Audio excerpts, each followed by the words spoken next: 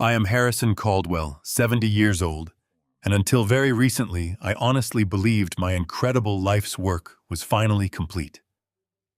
As the proud founder of a massive multinational logistics empire based right here in Chicago, I had spent the last 40 years relentlessly sacrificing absolutely everything to ensure my family's untouchable legacy.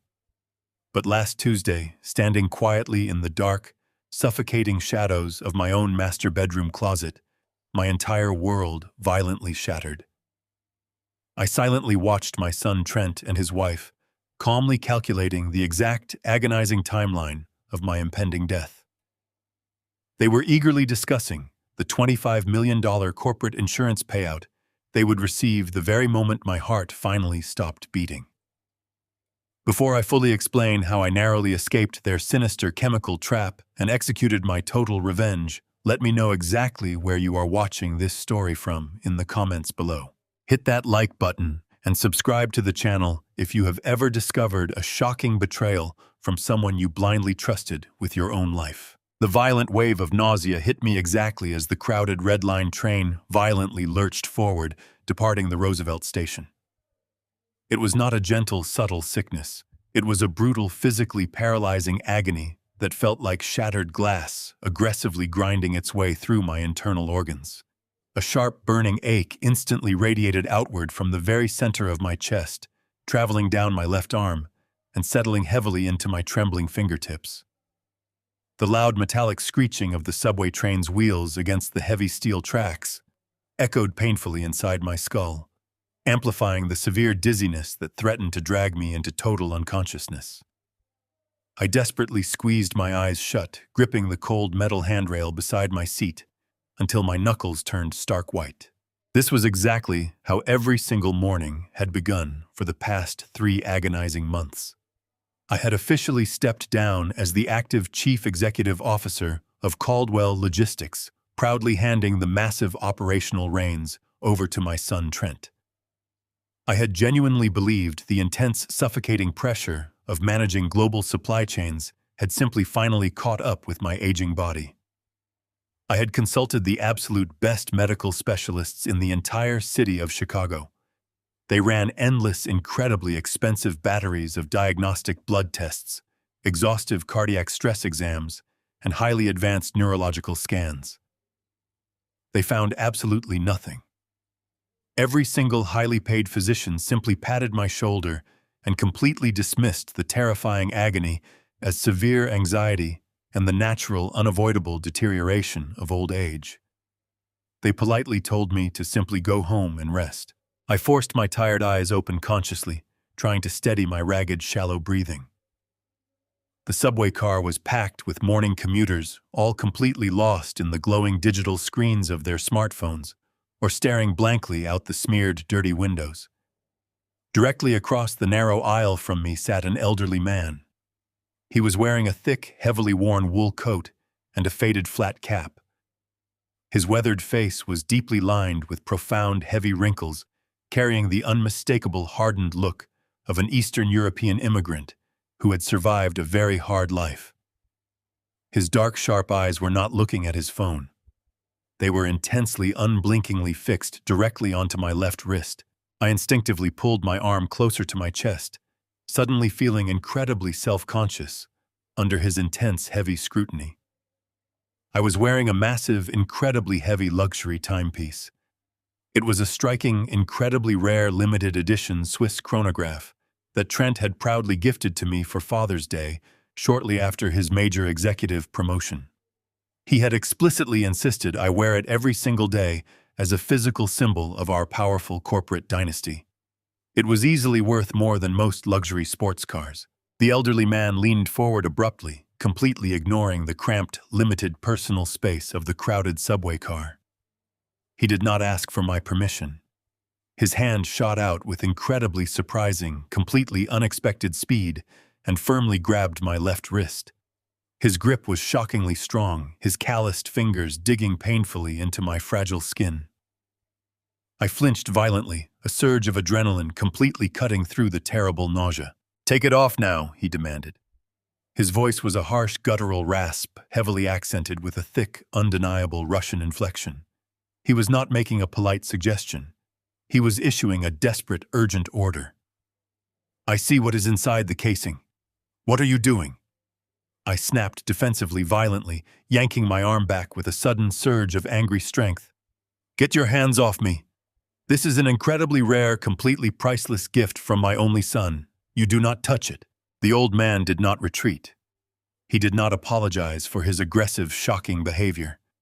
Instead, he leaned even closer, his dark eyes burning with a grim, terrifying intensity that absolutely chilled my blood. His voice dropped into a harsh, commanding whisper that completely cut through the loud, ambient noise of the moving train. "I am a master horologist," he stated slowly, articulating every single heavy syllable with absolute, undeniable precision. "I spent 50 years expertly building and meticulously repairing the most complicated mechanical timepieces in the entire world. I know the exact specific weight and the precise balance of a genuine Swiss movement. That heavy watch on your wrist is a completely hollowed-out casing. It is not functioning machinery." He reached into the deep pocket of his worn wool coat and quickly produced a tiny, specialized metal tool. He held it up, the sharp silver tip catching the harsh fluorescent light of the subway car. "Open it right now in front of me," he demanded softly, his expression completely unyielding. "Open it right now, or I promise you, you will not physically live to see the end of this month." The sheer terrifying conviction radiating from his dark eyes completely paralyzed me. The terrible burning pain radiating through my chest suddenly felt much sharper, far more sinister. I hesitated for a fraction of a second, my mind violently rejecting the impossible, horrific implication of his aggressive words. This was a loving gift from Trent. It was a symbol of his deep respect. But the agonizing daily sickness had mysteriously begun almost exactly the same week I had started wearing the heavy metal band tightly against my skin. My hands trembled uncontrollably as I clumsily unclasped the thick leather strap and handed the heavy timepiece over to the stranger. The old man handled the expensive luxury watch with absolute, complete irreverence. He did not admire the flawless diamond-encrusted bezel. He simply flipped it over, wedged the tiny, sharp metal tool perfectly under the microscopic seam of the thick backplate, and expertly applied pressure. There was a sharp, distinct metallic pop, the heavy back casing cleanly detached, falling into his calloused palm. He silently held the open watch up so I could clearly see directly inside. My breath caught sharply in my tight throat, and my heart hammered violently against my aching ribs. There were absolutely no delicate, intricate Swiss gears inside. There were no tiny, perfectly balanced springs or complex moving mechanical parts. The entire internal cavity of the incredibly expensive watch was completely, entirely empty. Instead of machinery, a strange, spongy, highly absorbent metallic pad was firmly wedged tightly against the interior metal backing. It was slowly, continuously oozing a thick, foul-smelling, distinctly grayish gel. The dark chemical substance was specifically designed to press directly against the permeable surface of my skin, slowly and consistently absorbing straight into my fragile bloodstream every single minute I wore the loving gift from my son. I practically sprinted off that train the second the doors opened at the downtown station. The freezing Chicago wind whipped across my face as I climbed the concrete stairs to the street level, but I barely felt the cold. The heavy, throbbing nausea that had plagued me all morning was entirely swallowed by a blinding, white-hot adrenaline. I bypassed the hospital completely. I did not need a doctor right now. I needed the truth, and I knew exactly where to find it. I marched down the busy sidewalk, clutching the gutted metallic shell of the watch in my coat pocket. The sharp chemical odor of that gray gel seemed to cling to my fingers, burning my nostrils with every breath I took. Within 10 minutes, I was standing in the towering glass lobby of Caldwell Logistics. This was the empire I had built with my bare hands, the company I had sacrificed my youth and health to secure for my family.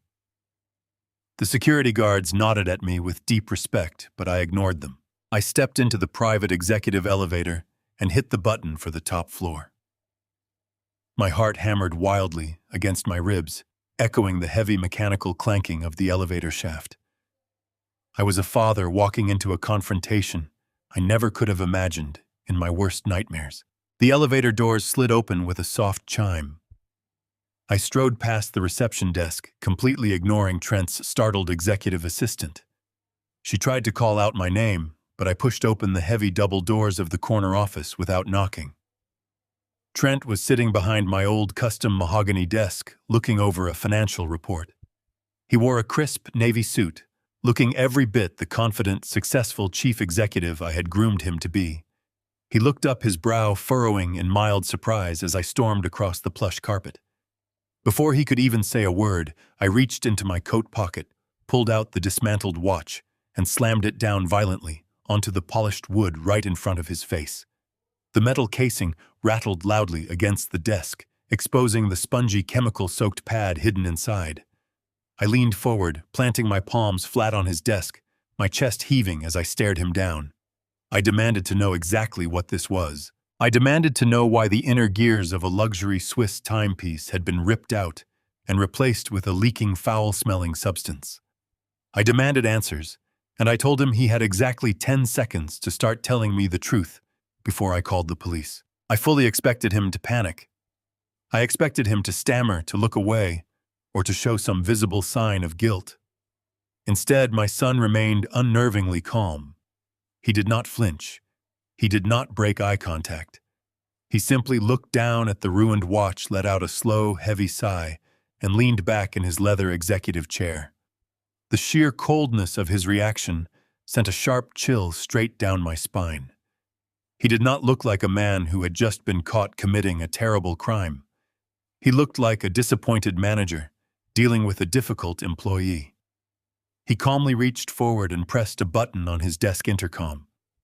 He asked his assistant to find his wife and send her in immediately.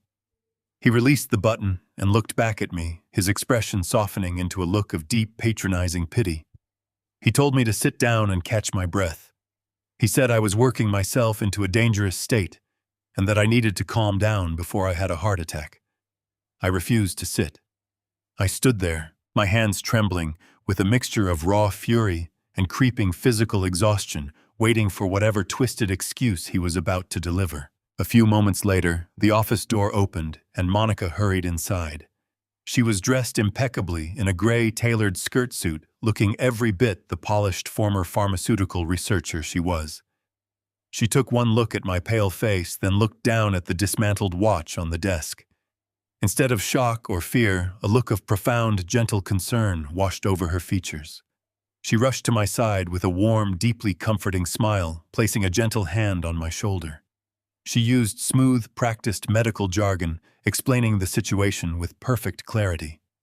She told me that the gray substance was not anything dangerous.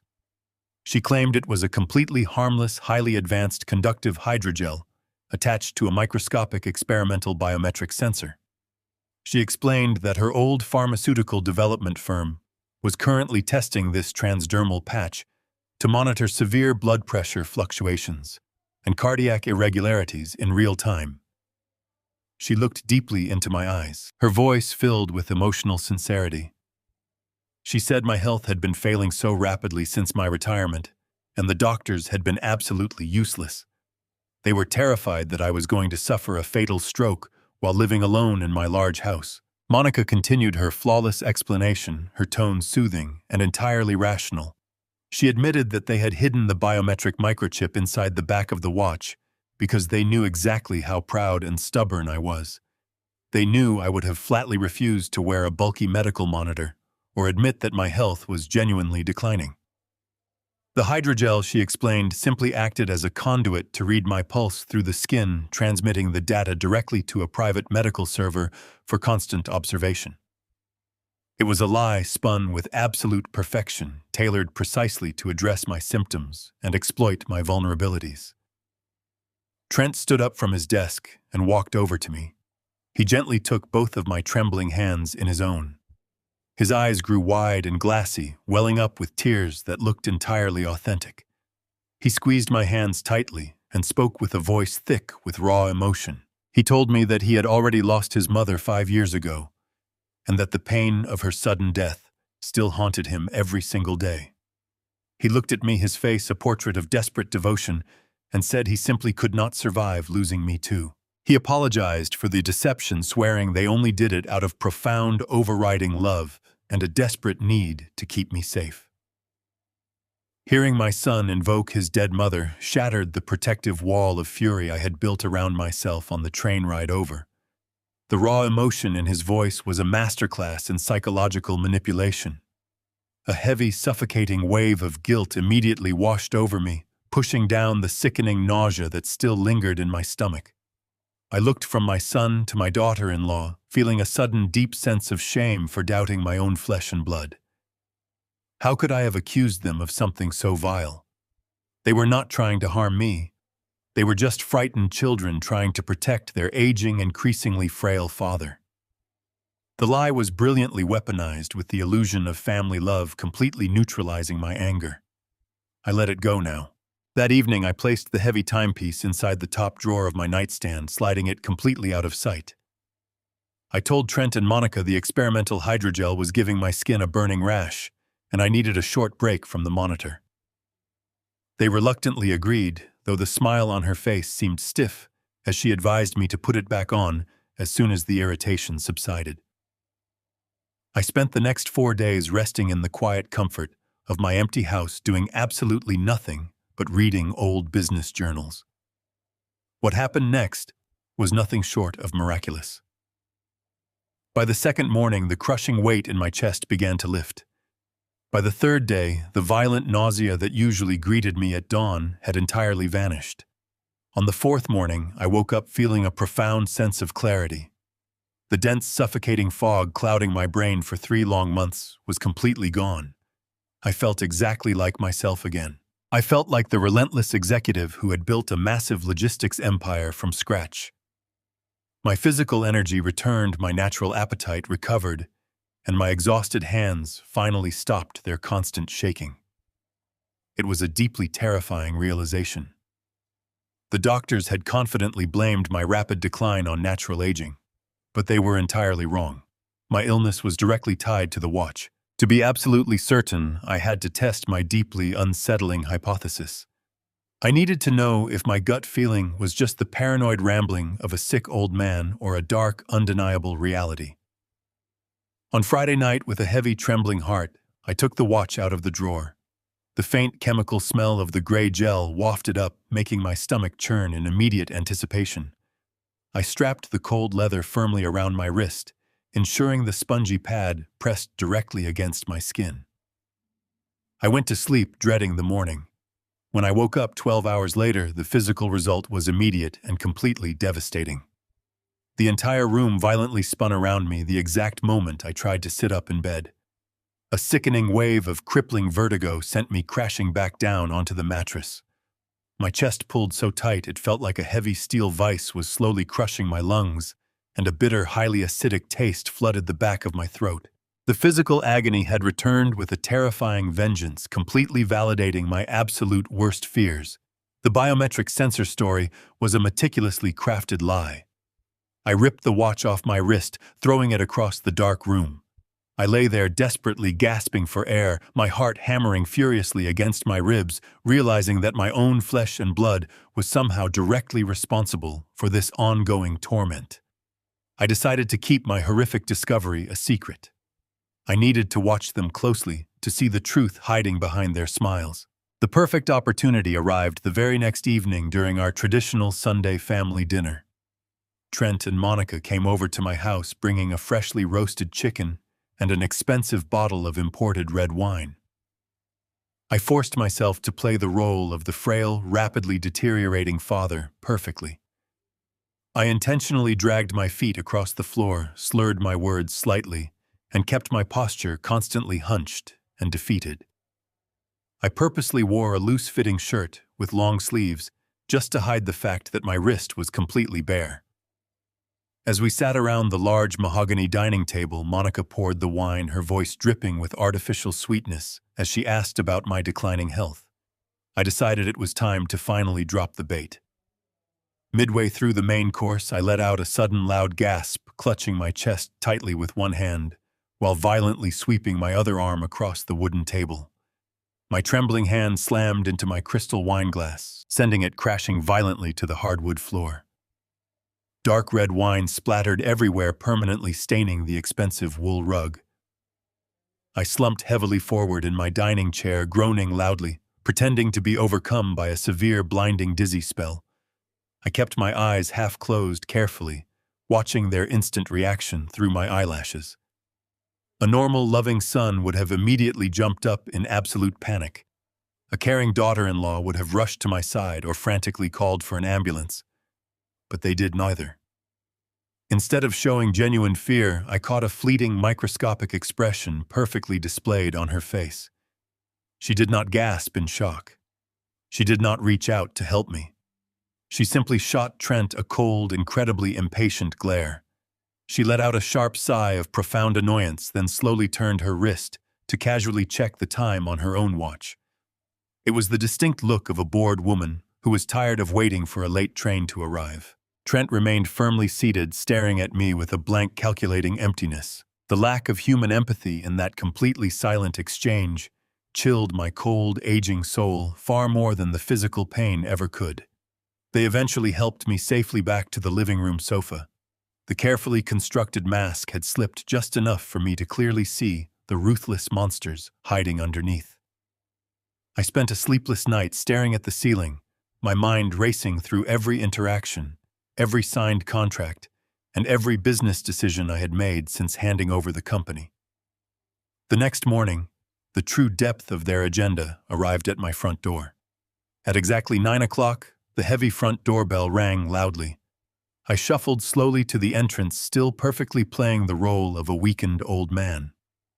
Trent stood on my porch, but he was not alone. Standing next to him was a lawyer named Thomas Bradley. I had never met the man, but I recognized the briefcase and the confident smile immediately. Trent pushed his way into my foyer, guiding the lawyer directly into my living room without asking for my permission. They spread a massive stack of legal documents across my coffee table. Trent turned directly to me, his voice adopting a patronizing, falsely gentle tone. "Dad, we really need to talk about your fragile future," he said smoothly. "Your cognitive decline is getting noticeably worse every single day. The terrifying incident at dinner last night proved that you are rapidly becoming a dangerous liability to yourself. You are losing your mind. Dad and I need to legally step in to completely protect our family trust while you rest and recover." The lawyer Thomas Bradley loudly clicked his pen and tapped the towering stack of crisp white papers. "This is a comprehensive financial and medical power of attorney," the lawyer explained in a highly practiced, completely emotionless voice. "It transfers all executive decision-making, banking access, and medical directives directly to your son. Sign this immediately, Mr. Caldwell, and let Trent shoulder the heavy burden of your estate." The incredibly aggressive, highly orchestrated push to completely strip away my remaining assets and firmly strip me of my legal autonomy set off a deafening, terrifying chorus of alarm bells deep in my mind. They were closing the net. The heavy gold pen hovered just inches from my face. Thomas Bradley held it out with a practiced, predatory smile, his perfectly tailored suit practically screaming of expensive, billable hours.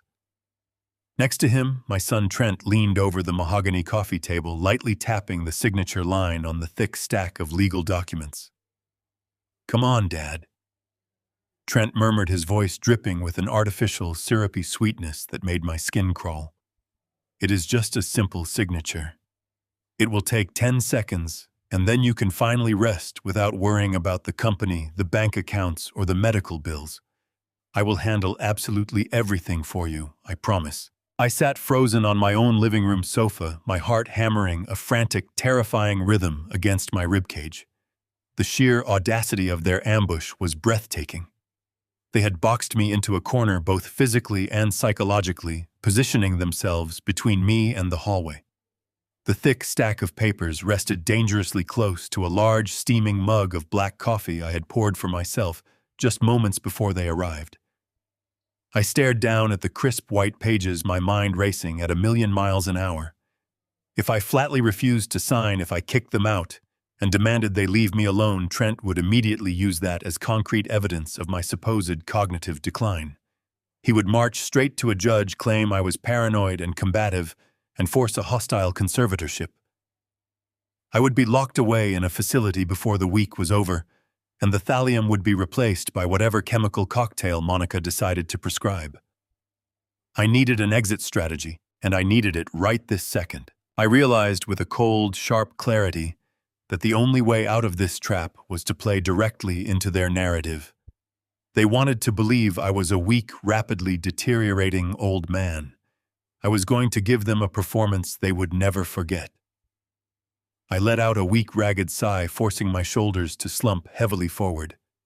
I deliberately made my breathing sound shallow and labored. "You are right, Trent," I whispered, keeping my eyes cast downward in feigned defeat. "I am just so terribly tired lately. I cannot seem to focus my mind. Show me where you need my name." Trent exchanged a swift, triumphant look with the lawyer. The smug satisfaction radiating from my son was absolutely nauseating. Bradley stepped closer, eagerly pointing the heavy gold pen toward the dotted line. "Right here, Mr. Caldwell," Bradley said smoothly. "Just press firmly." I reached out my right hand, but I did not take the pen. Instead, I channeled every ounce of energy in my body into generating a sudden, violent tremor. My fingers began to shake wildly, vibrating with aggressive, uncontrollable spasms. I let out a frightened, confused gasp, deliberately sweeping my trembling arm directly across the surface of the coffee table. My heavy forearm slammed forcefully into the side of the ceramic mug. The scalding hot black coffee launched into the air like a dark, destructive wave. It crashed directly onto the center of the legal documents, instantly soaking through the pristine white pages. The dark liquid pooled rapidly, dissolving the black ink and ruining the meticulously prepared power of attorney in a matter of seconds. I let out a loud theatrical cry of dismay, clutching my shaking hand to my chest, pretending to be utterly terrified by my own sudden lack of physical control. What followed was the most revealing, horrifying moment of my entire life. For one fraction of a second, the carefully constructed mask of the loving, concerned son completely shattered. Trent leaped back to avoid the splashing coffee, and the expression that contorted his face was one of pure, unadulterated hatred.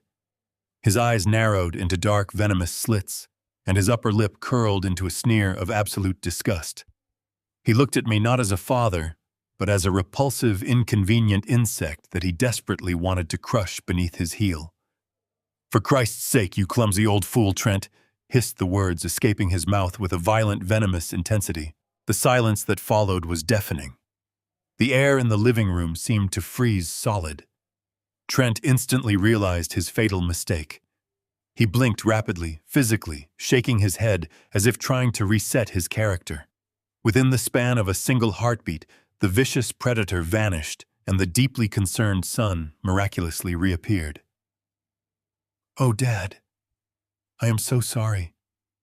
Trent stammered quickly, reaching out to grab a handful of napkins from a nearby side table. "I did not mean to snap at you. I am just stressed out from work. Are you burned? Did the hot coffee burn your skin?" I kept my head down, pretending to whimper in confusion, but my mind was crystal clear. I had seen the monster hiding behind his eyes. I had seen the absolute truth. Thomas Bradley let out a frustrated, highly unprofessional sigh as he stared down at the ruined coffee-soaked documents. "The pages are completely destroyed, Trent," the lawyer muttered, lifting a dripping, brown-stained sheet of paper with his fingertips. "We cannot submit these to the county clerk under any circumstances. We need a completely fresh set of signatures." Trent gritted his teeth, visibly struggling to maintain his calm, comforting facade. "It is okay," Thomas Trent said softly, though the muscles in his jaw were twitching furiously. "We will just head back to the downtown office and print a brand new batch of documents. We can come back tomorrow morning to finish this properly." He turned to me, placing a gentle, entirely fake hand on my shoulder. "You just rest today, Dad.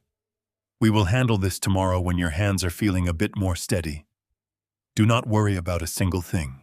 I nodded weakly, burying my face in my hands, playing the role of a humiliated broken man to absolute perfection.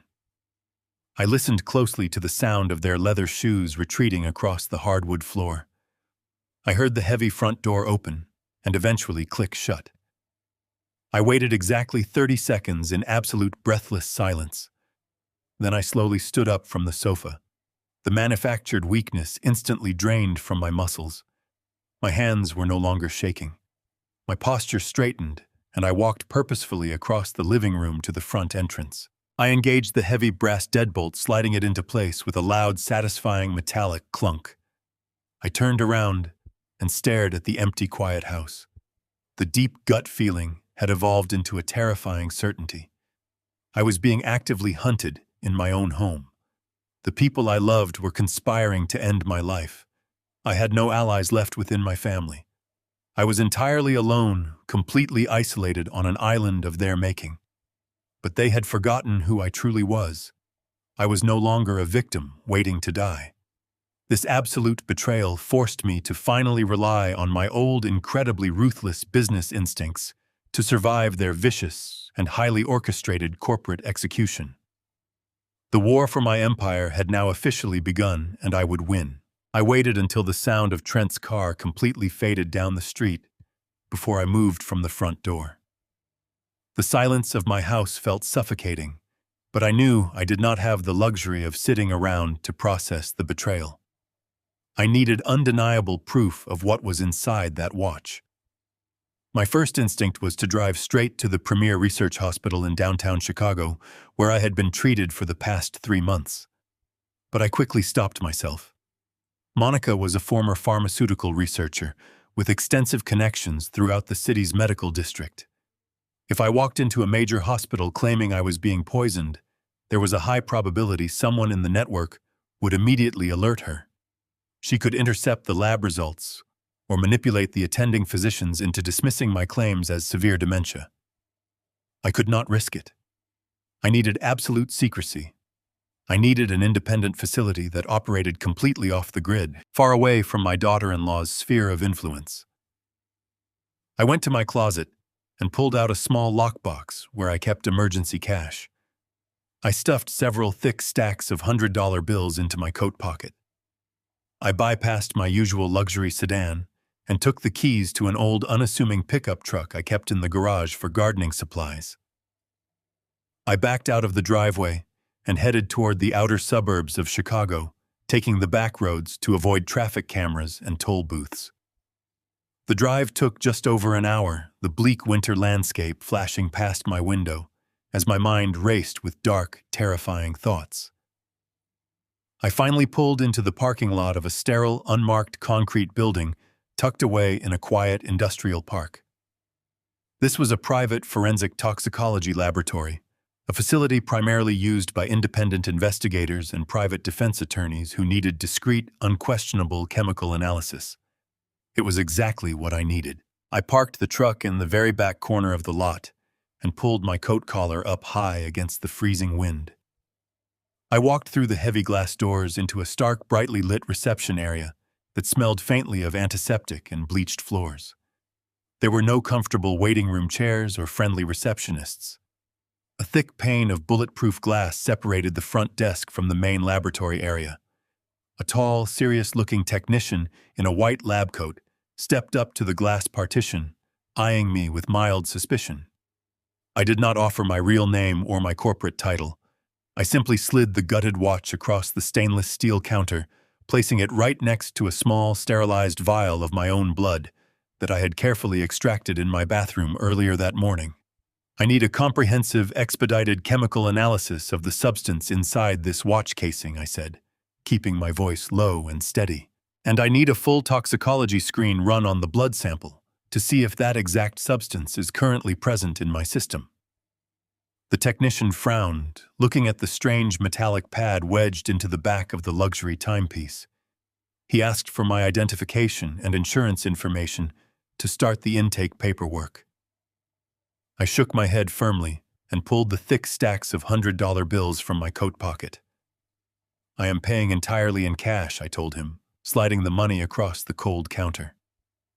I do not want any digital records, no insurance claims, and no names attached to this test.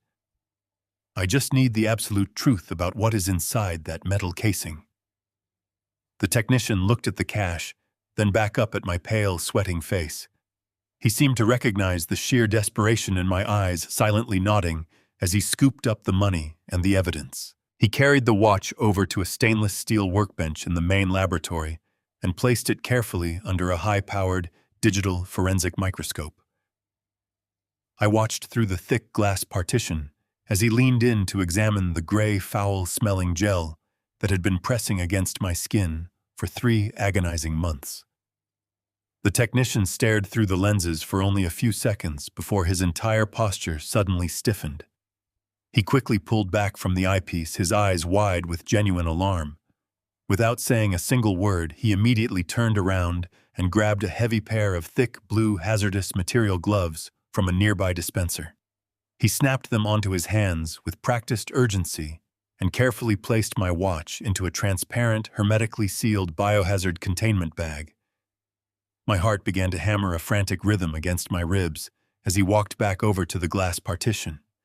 His previous professional detachment was completely gone, replaced by a deep, unsettling gravity. I need 48 hours to run this through the mass spectrometer to give you an exact, undeniable molecular breakdown, he said, his voice dropping to a grim whisper. But based on the crystalline structure and the distinct corrosive reaction on the metal casing, I can tell you right now that this is not a medical device. Whatever this is, it is highly volatile and extremely dangerous. Do not put this near your skin again. If you have been wearing this for an extended period, you are incredibly lucky to still be standing here. A cold, suffocating dread washed over me. I thanked him, took the claim ticket, and walked out of the laboratory on trembling legs.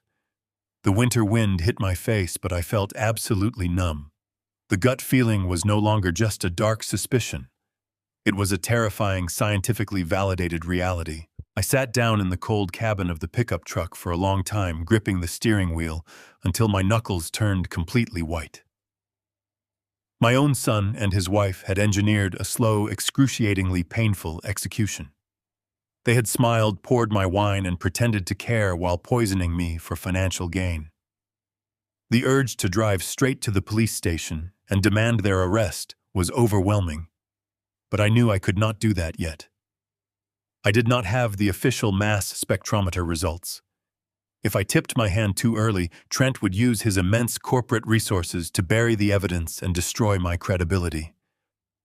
I had to be the ruthless, calculating businessman I used to be. I started the engine and began the long, agonizing drive back to my house. I knew exactly what I had to do. I had to return to my home and continue to play the dying, oblivious, pathetic father. I had to swallow my absolute rage and smile at the people trying to murder me to avoid arousing any of Trent's suspicions. I pulled into my driveway as the sun began to rapidly set. I walked through the front door, intentionally dragging my feet and slumping my shoulders to project utter weakness. As I stepped into the hallway, I heard Monica's voice coming from my kitchen. I took a deep breath, buried the searing fury deep inside my chest, and completely prepared to act like a man who had absolutely no idea he was fighting for his very life.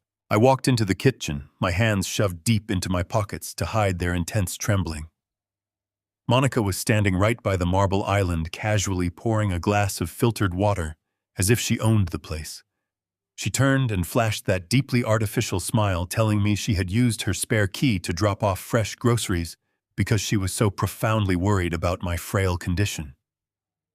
I nodded weakly, thanking her for her supposed kindness. I complained of a blinding migraine shuffling past her toward the staircase, desperate to get her out, before I lost my temper. She lingered for only a few agonizing minutes before finally leaving, the heavy front door clicking shut behind her. The second her luxury car pulled out of the driveway, I rushed to my private study and locked the solid oak door. I knew I had a very narrow, rapidly closing window of time. If they were actively planning to end my life, I needed absolute undeniable surveillance of my own home to catch them in the act. I pulled out my secure burner phone and dialed a number I had not used in over 2 decades. I called Sarah Jenkins. 20 years ago, Sarah was the absolute best corporate espionage security contractor in the entire Midwest.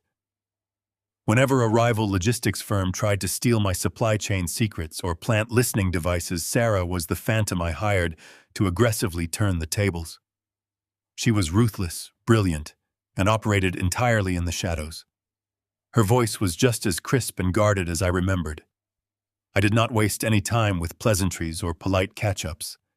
I told her I was in a desperate, horrifying situation, that my life was in active danger from my own family members, and that I needed comprehensive, completely undetectable surveillance installed in my personal residence immediately.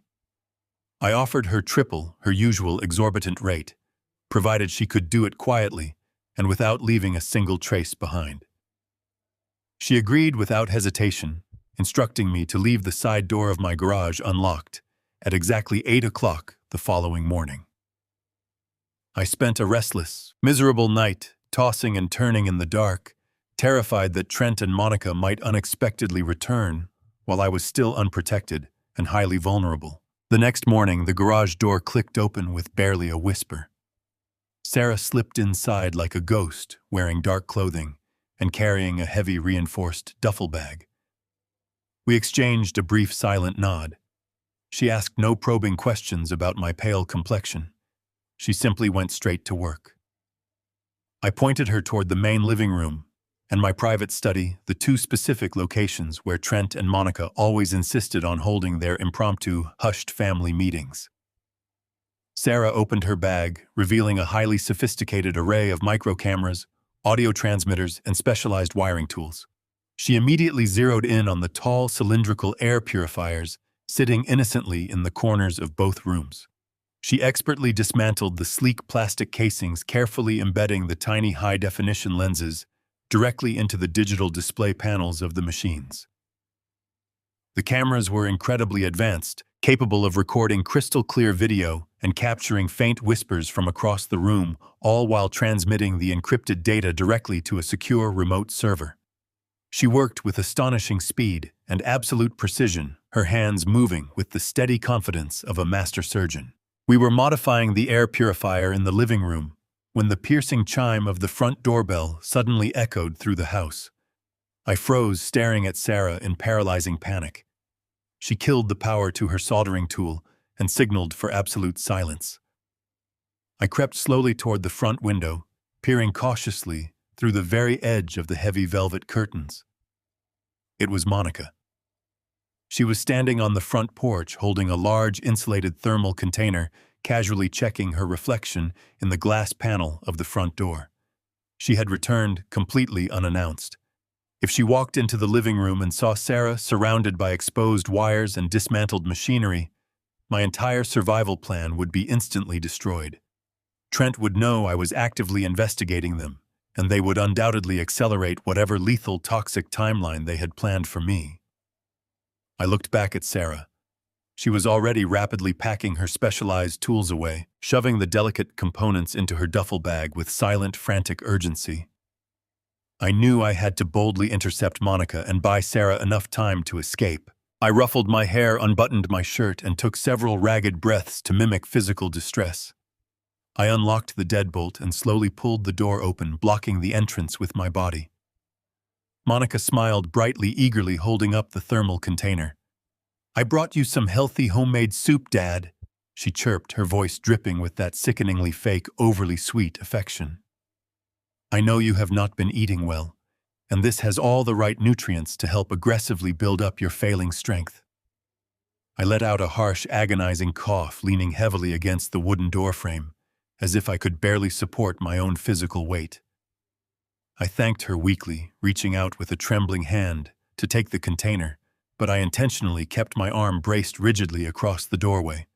She tried to step forward, her eyes darting curiously over my shoulder toward the dark, quiet hallway. "I really need to come inside and heat it up for you," she insisted, pushing gently but firmly against the heavy door. I groaned loudly, clutching my chest with my free hand, completely blocking her path.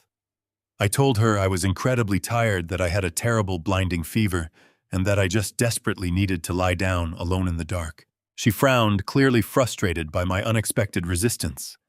I could clearly see the cold, ruthless calculation flashing in her eyes as she tried to accurately assess whether I was truly sick or actively hiding something from her. Behind me, hidden deep in the shadows of the house, I heard the faint, almost imperceptible sliding of the back window being carefully pushed open. Sarah was making her desperate escape. I coughed again, much louder this time, doubling over and resting my sweaty forehead against the cool doorframe. "Please, Monica." I wheezed, projecting pure, pathetic vulnerability to distract her. "Just leave the soup with me. I cannot handle any bright lights or loud conversation right now." She stared at me for a long, agonizing moment, her jaw tightening visibly with suppressed, furious irritation. Finally, she let out a dramatic, overblown sigh of feigned sympathy. She aggressively thrust the container into my trembling hands. "You really do look awful, Harrison," she murmured coldly, completely dropping the affectionate title of Dad she loved to use. "Eat the soup. It is exactly what you need to finally rest." She turned on her heel and marched swiftly down the concrete driveway without looking back. I closed the door and locked it tightly, leaning my heavy back against the solid wood as a cold sweat drenched me entirely. I locked the door tightly, leaning my back against the solid wood as cold sweat drenched me. I stayed there for several minutes, listening to the profound silence of the house. The thermal container in my hands felt like a bomb waiting to detonate.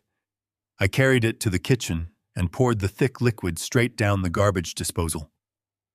I washed the container with scalding water, making sure no trace of the soup remained.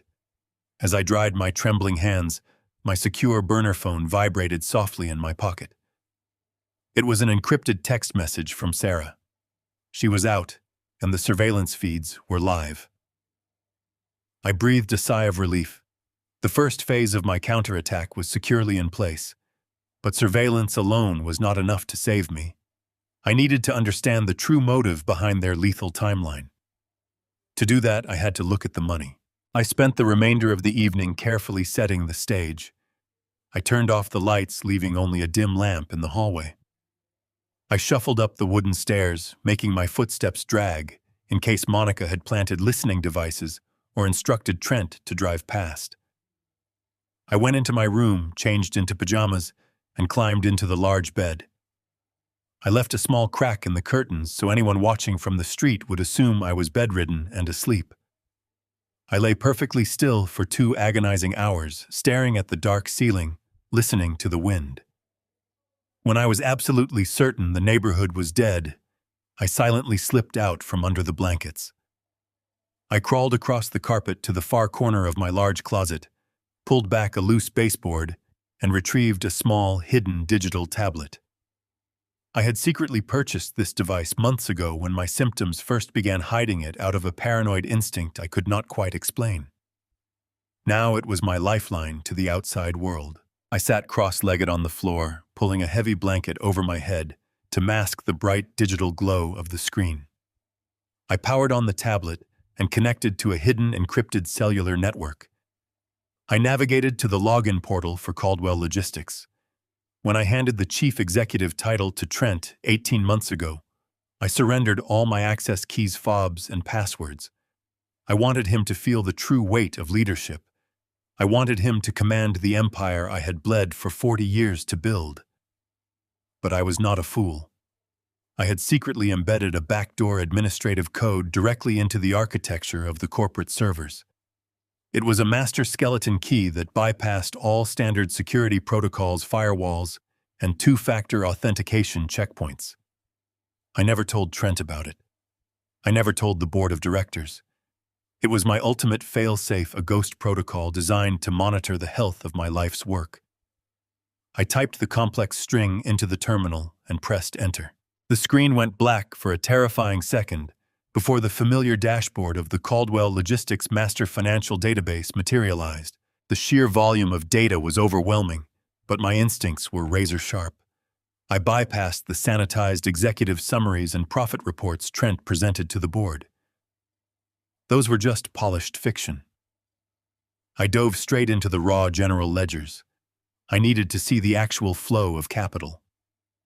The moment I opened the operational expense accounts, a massive financial black hole stared back at me. The numbers simply did not align with reality. Over 8 months, the company had hemorrhaged an astronomical amount of cash. I frantically scrolled through thousands of line items tracing the digital paper trail. Trent had systematically authorized dozens of massive recurring phantom invoices. These payments were supposedly for international freight consulting software integration and overseas customs expediting. But the vendor names were completely unfamiliar. I ran a background trace on 3 of the largest recipients. They were empty shell companies registered to vacant post office boxes in offshore tax havens. Trent was not just mismanaging the company, he was actively embezzling millions of dollars.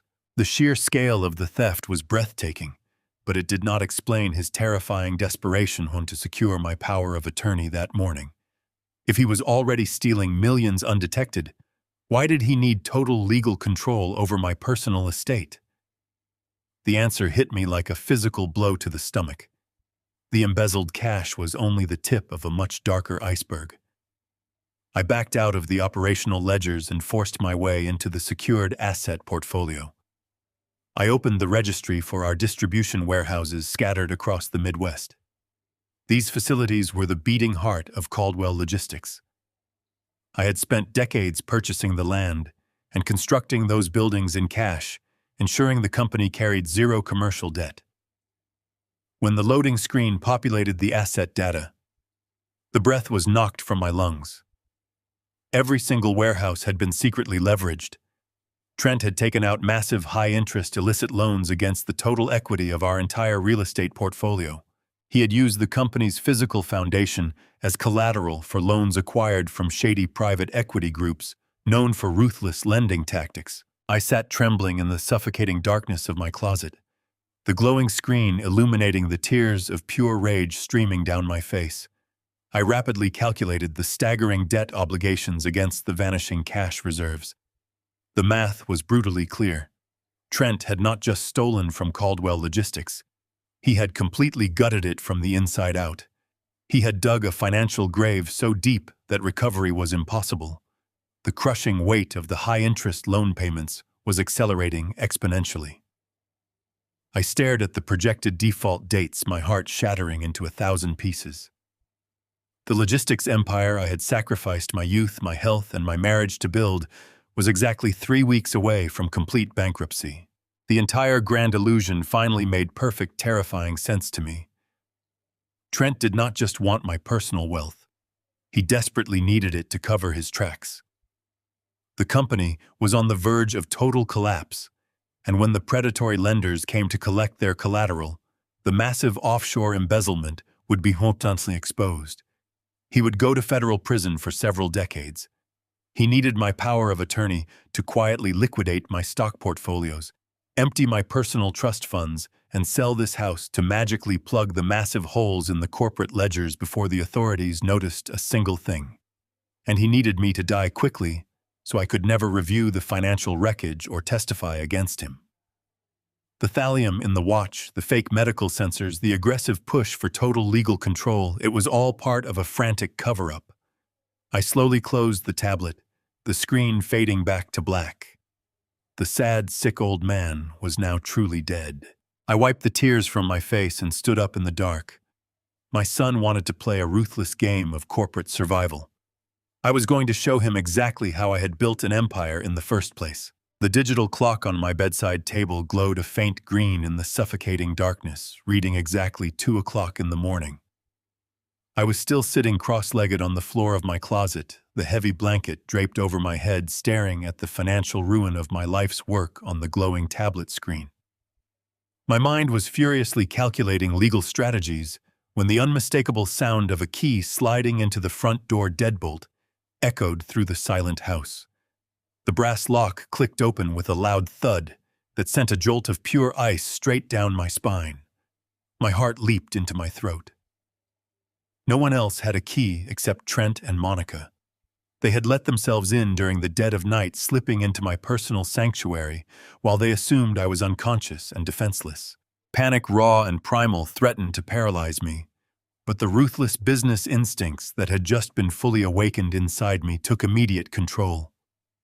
I killed the power to the tablet in a fraction of a second, plunging the closet into total darkness. I shoved the heavy blanket aside and scrambled across the plush carpet as quietly as possible. I could hear the faint sound of the front door softly closing, followed by the quiet click of the deadbolt being re-engaged from the inside. They were locking us in together.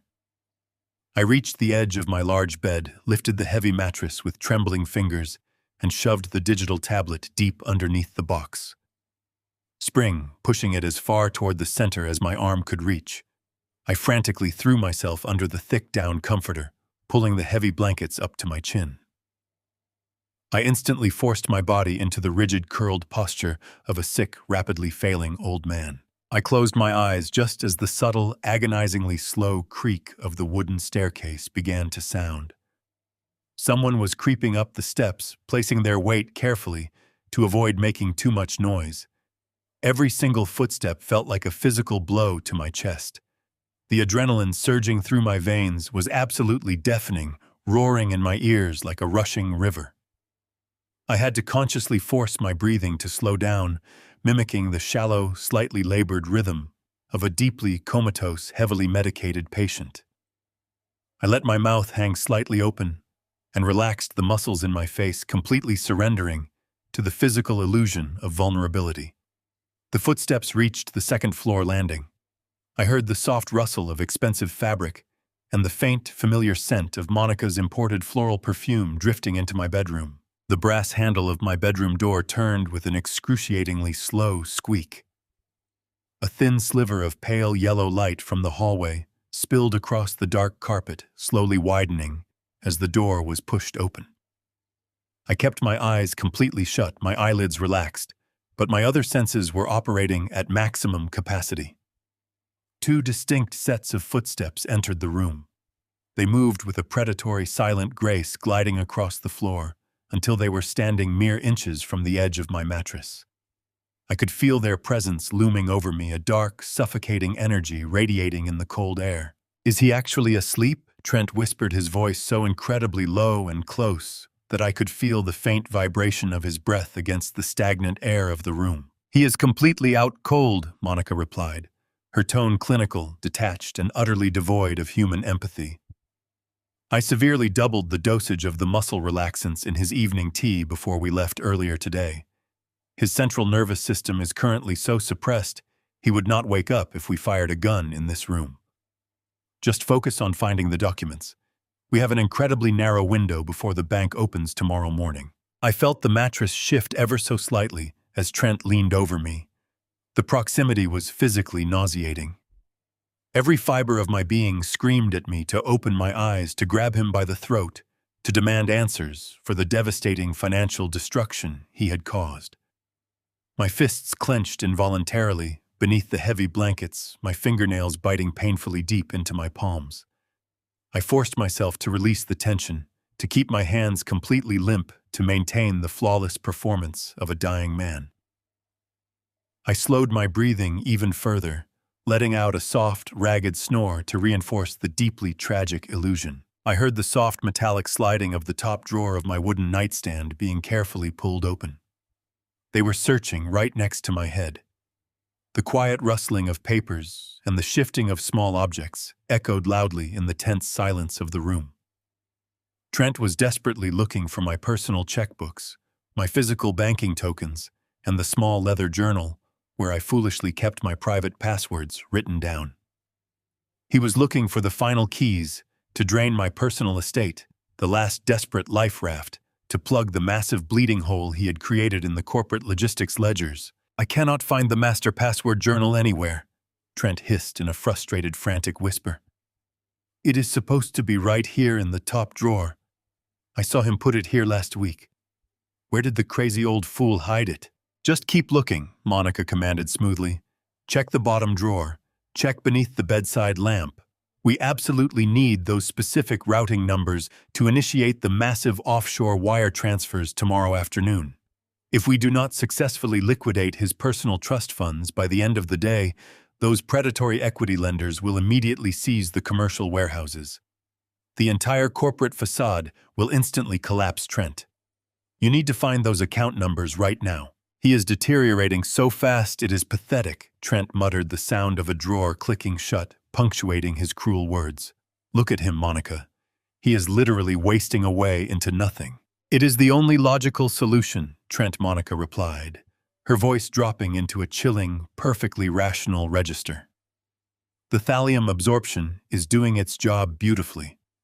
The continuous transdermal exposure completely mimics natural accelerated neurodegenerative failure. The doctors at the hospital are already entirely convinced it is a rapid-onset aggressive dementia combined with total organ shutdown. He will not last another week. By the time his heart finally gives out, the autopsy will simply confirm natural age-related cardiac arrest. We just need to legally secure his assets before he takes his very last breath. The absolute terrifying certainty of their lethal timeline washed over me like a bucket of freezing ice water. He will not last another week. They had given me a strict, unavoidable expiration date. They were standing over my supposedly comatose body, casually discussing my imminent murder as if they were reviewing a mundane quarterly financial projection. The sheer, unadulterated evil of my own flesh and blood was a heavy, suffocating weight pressing down on my chest. I focused entirely on the rhythmic, slow rise and fall of my lungs, actively suppressing the violent urge to scream. I had to remain an absolute, completely invisible ghost in the dark. I waited in the dark after their footsteps retreated. I listened as the front door clicked shut, and Trent's engine faded into the silent night. Only then did I dare to open my eyes. The cold sweat on my skin felt like a shroud. I was alone again, but the silence of the house no longer felt like a sanctuary. It felt like a tomb they had already prepared for me. They had a timeline. I had less than 7 days before they expected my heart to give out. I climbed out of bed, my mind racing through the dark reality of my situation. I spent the night pacing my bedroom, running through every possible scenario, legal maneuver, and counterattack I could launch before my body succumbed to whatever toxin they had strapped to my wrist. I needed undeniable scientific proof. I needed the final piece of the puzzle to drop into place. That critical piece arrived exactly 2 days later. I was sitting in my locked study staring at old family photographs when the burner phone hidden in my drawer began to vibrate. The jarring buzz shattered the quiet tension in the room. I snatched the device, staring at the blocked caller identification on the screen. It was the private forensic toxicology laboratory in the suburbs. I took a deep breath and pressed the phone against my ear. The voice on the other end of the line belonged to the same technician I had met 48 hours earlier. His tone was strained, lacking any of the detached professional distance he had maintained during our initial encounter. He demanded that I confirm my identity using the random numerical code he had assigned to my cash transaction. I recited the numbers perfectly. I heard him let out a long, heavy sigh before he began to speak. He told me he had run the chemical sample through the mass spectrometer multiple times because he simply could not believe his initial results. The gray, foul-smelling gel hidden inside the metallic casing of the luxury timepiece was not an experimental biometric sensor. It was not a harmless conductive hydrogel designed to passively monitor cardiovascular fluctuations. It was a highly concentrated, lethally weaponized transdermal delivery system. The technician paused for a fraction of a second, his voice dropping to a grim whisper. The primary active ingredient suspended within the synthetic gel, he explained, was a heavy metal known as thallium. The harsh word hung in the cold air between us, heavy and incredibly final. I had briefly heard of it before, but the context was always tied to old espionage novels or historical assassinations. The technician proceeded to carefully break down the horrifying reality of the substance with clinical precision. Thallium, he told me, is historically referred to by toxicologists as the poisoner's poison. It is a highly toxic heavy metal that is completely tasteless, absolutely odorless, and incredibly difficult to detect in standard hospital blood screens unless the attending physician knows exactly what to look for. But the most terrifying aspect of the chemical compound they had engineered was its sinister delivery method. By suspending the heavy metal in a permeable hydrogel and pressing it directly against the thin skin of my wrist, they had bypassed the human digestive system entirely. The thallium absorbed continuously into my bloodstream every single second I innocently wore the watch. The technician explained that chronic low-dose thallium poisoning meticulously mimics the natural symptoms of age-related deterioration. It aggressively attacks the central nervous system, causing the exact type of peripheral neuropathy, violent tremors, and crippling physical exhaustion I had been experiencing. It severely ravages the gastrointestinal tract, producing the blinding nausea and intense vertigo that plagued my mornings. And ultimately, it systematically shuts down the major bodily organs, leading directly to an inevitable, seemingly natural cardiac arrest. The sheer diabolical brilliance of the murder plot was staggering. Ordinary criminals could never have successfully engineered something this chemically sophisticated. This specific method required highly specialized knowledge, unfettered access to restricted laboratory compounds, and a deep understanding of human physiology. It required a trained pharmaceutical researcher. It required Monica. She had maliciously used her medical background and professional connections to flawlessly synthesize the perfect, untraceable murder weapon.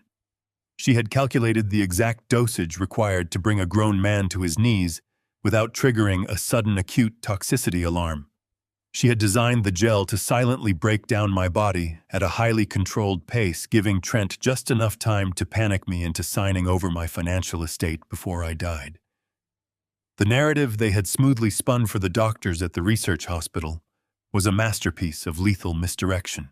They had painted a tragically believable picture of an aging executive rapidly succumbing to natural dementia and organ failure, seamlessly hiding their dark, toxic sabotage behind a flawless facade of family concern. I ended the call with the forensic laboratory, my hand shaking so violently I nearly dropped the burner phone onto the hardwood floor. I walked heavily over to my desk and pulled open the deep bottom drawer. The gutted metallic shell of the luxury Swiss watch lay there in the deep shadows, looking like a harmless, discarded piece of jewelry. I stared down at it, a massive wave of profound sorrow washing over my soul. This was the incredibly expensive, beautifully wrapped gift my son had proudly handed to me on Father's Day. He had smiled warmly, hugged me tightly, and told me how much he loved me while strapping a sophisticated, slow-acting execution device directly onto my wrist. They were not just trying to steal my personal fortune. They were not just trying to push me out of the logistics empire I had spent decades building. My own son and my supposedly caring daughter-in-law were methodically, slowly murdering me in plain sight. Every single day I wore that beautiful symbol of supposed family devotion, I was actively participating in my own assassination. The agonizing, heartbreaking sadness burning in my chest was eclipsed by a rising tide of pure rage. They had underestimated the man they were dealing with. They had mistakenly confused my unconditional paternal love for foolishness and my physical illness for mental weakness. They actually believed I was simply a clueless, failing old man who would quietly fade into the dark and freely hand over the keys to his kingdom. But they had failed. They had confidently given me a fatal timeline, but they did not realize I had uncovered their exact hidden playbook. I knew exactly how they were quietly stealing millions from the logistics company, and I possessed undeniable scientific proof of their calculated attempted murder. I forcefully closed the heavy desk drawer and locked it with a click. I no longer had the emotional luxury of mourning the loyal son I thought I had raised. I desperately needed to prepare for absolute, uncompromising, total war. I would happily let them blindly believe they were completely winning. I would patiently let them walk right into this quiet house, eagerly expecting to plan a funeral. But they were soon going to face a very different, deeply terrifying reality. I waited until the house settled into silence before moving. My mind shifted into freezing clarity. I retrieved the digital tablet from beneath the floorboards. I needed to see what happened downstairs while I pretended to be comatose. I sat on my mattress, draped a comforter over my shoulders, and booted up the secure application. The encryption keys loaded flawlessly. Within seconds, the remote server connected. The dashboard displayed 2 active video feeds. I tapped the living room feed and rewound to 2:30 in the morning. The infrared video snapped into focus. The hidden camera angle provided a perfect, unobstructed view. I watched the screen as my son and daughter-in-law walked down the staircase and moved into the frame. They walked directly to my mahogany liquor cabinet. Trent grabbed a bottle of my rare, expensive vintage scotch. I watched in cold disgust as he poured 2 massive glasses, handing one to Monica, before collapsing onto my leather sofa. They sat drinking my prized scotch, looking like triumphant vultures. I turned the volume on the tablet all the way up. The highly sensitive audio transmitters picked up their voices with terrifying clarity. Trent took a long, desperate swallow of the liquor and leaned his head back. He looked exhausted, his face drawn and pale. He ran a shaking hand through his hair and let out a miserable sigh. "We are running out of time, Monica?" Trent whispered, his voice trembling with desperate panic. "The bank is going to notice the empty accounts by the end of the month. The commercial loans are already in default. The corporate cash reserves are completely gone. Every single operational dollar is gone." Monica took a slow, elegant sip of her drink. "You just need to keep your nerve, Trent," she replied, her tone smooth and cold. "We have the power of attorney documents ready. As soon as his heart gives out, the entire estate transfers to your control. We liquidate the personal trust funds, sell this house, and quietly backfill the corporate accounts before the board of directors realizes a dime is missing. It is a flawless plan." "I cannot stop panicking," Trent hissed abruptly, leaning forward and gripping his glass so tightly I thought it might shatter. "You do not understand the sheer magnitude of this disaster, Monica. It is exactly $15 million. $15 million of critical operational corporate capital completely vaporized into thin air." I stared at the screen, my breath catching painfully in my throat. $15 million. That was a staggering, incomprehensible sum of liquid cash to disappear soon from the logistics company ledgers. I listened closely as Trent began to unravel his desperate confession, pouring out into the quiet room. He admitted that he secretly wired the $15 million to a series of underground, unregulated cryptocurrency exchanges operating out of Eastern Europe. He convinced himself he was a financial genius, attempting to aggressively multiply the company assets in a matter of weeks to step out of my imposing shadow. But the digital markets violently crashed. His leveraged positions were liquidated overnight. The money was completely wiped out in an instant. But the horror did not stop there. Trent kept talking, his voice dropping an octave filled with unadulterated terror. He confessed that in a blind panic to recover the lost millions, he turned to illegal offshore gambling syndicates. He used the physical company warehouses as collateral to secure massive high-interest loans from incredibly dangerous underground lenders. He desperately bet the borrowed money on illegal sportsbooks, hoping for a miraculous windfall to save his life. He lost absolutely every single bet he placed. "They are not just bankers," Monica Trent pleaded, his voice breaking into a pathetic whine. "These lenders are tied directly to the mob. They do not care about corporate restructuring. They care about their money. They called me twice yesterday. They told me that if they do not receive the first massive installment by next Friday, they are going to send people to my office. They are going to physically break my legs, Monica. They will take the company, and then they will take our lives." I bled the entire logistics empire dry. I watched the video feed, a profound, chilling silence filling my bedroom. The sheer reality of my son's actions was staggering. He was not a ruthless corporate mastermind trying to orchestrate a hostile takeover. He was a weak, incredibly stupid boy who played a dangerous game with money he did not earn, and he lost spectacularly. He gambled away 40 years of blood, sweat, and sacrifice on imaginary digital coins and illegal sports bets. And when the violent consequences of his monumental stupidity arrived at his doorstep, his immediate solution was to slowly murder his father to pay off his mob debts. Monica slowly set her crystal glass down on the heavy coffee table. She reached out and firmly grasped Trent by the shoulders, forcing him to look directly into her dead eyes. "Listen to me very carefully," she commanded, her voice devoid of human warmth. "You are not going to lose your legs, and we are not going to lose our lifestyle. The old man is fading rapidly. The heavy metal toxicity is severely compounding every day. His central nervous system is collapsing, and his heart muscle is critically weakened. He will be dead by Wednesday. Thursday at the absolute latest. Once he is in the ground, his millions are ours. We pay off the syndicate, we fix the corporate ledgers, and we walk away clean. You just need to keep playing the grieving son for a few more days." Trent stared at her, tears of pathetic relief welling up in his eyes. He nodded weakly, pulling her into a desperate embrace. "Thank you," he whispered against her shoulder. "I do not know what I would do without you. I just need him to die. I just need him to die right now." I slowly powered down the tablet, the glowing screen fading into complete blackness. I sat in the dark closet, the heavy silence of the house pressing against my ears. My own son was praying for my immediate death to save himself from the violent criminals he had invited into our lives. My daughter-in-law was clinically calculating my exact time of expiration. The profound sorrow I felt earlier was entirely consumed by calculating absolute resolve.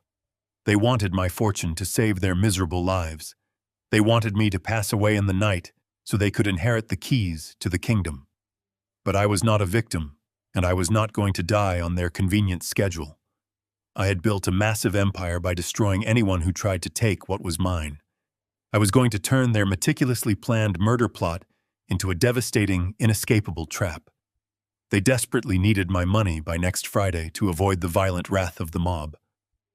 I was going to make absolutely certain that when Friday arrived, they would have nothing but empty hands and a cage of their own making. The game was no longer about survival. It was about total, uncompromising destruction. I sat perfectly still in the suffocating darkness of my closet. The tablet screen cast a pale, ghostly light out across my trembling hands. I thought I had already heard the absolute worst of their sinister plot. I thought the revelation of the illegal gambling debts and the impending corporate bankruptcy was the absolute bottom of this treacherous abyss. But the video feed was still running. The digital timestamp in the lower corner of the screen silently ticked forward, and the hushed conversation in my living room continued to unfold. Monica leaned back against the plush leather cushions of my sofa, swirling the amber liquid in her crystal glass. She looked incredibly annoyed, her delicate features twisting into a mask of pure frustration. "He is taking far too long to die. Trent." Monica stated, her voice slicing through the quiet room with the chilling precision of a surgical scalpel. The initial calculations were based on a much faster absorption rate. His cardiovascular system is surprisingly resilient for a man of his age. We cannot afford to wait around for nature to take its course, while those lenders are breathing down our necks. Tomorrow morning, before you go to the office, you need to swap out the hydrogel pad inside the watch casing. I have already prepared a new batch in my private lab. I severely increased the thallium concentration. It is a massive dosage. Once that touches his skin, his nervous system will rapidly collapse.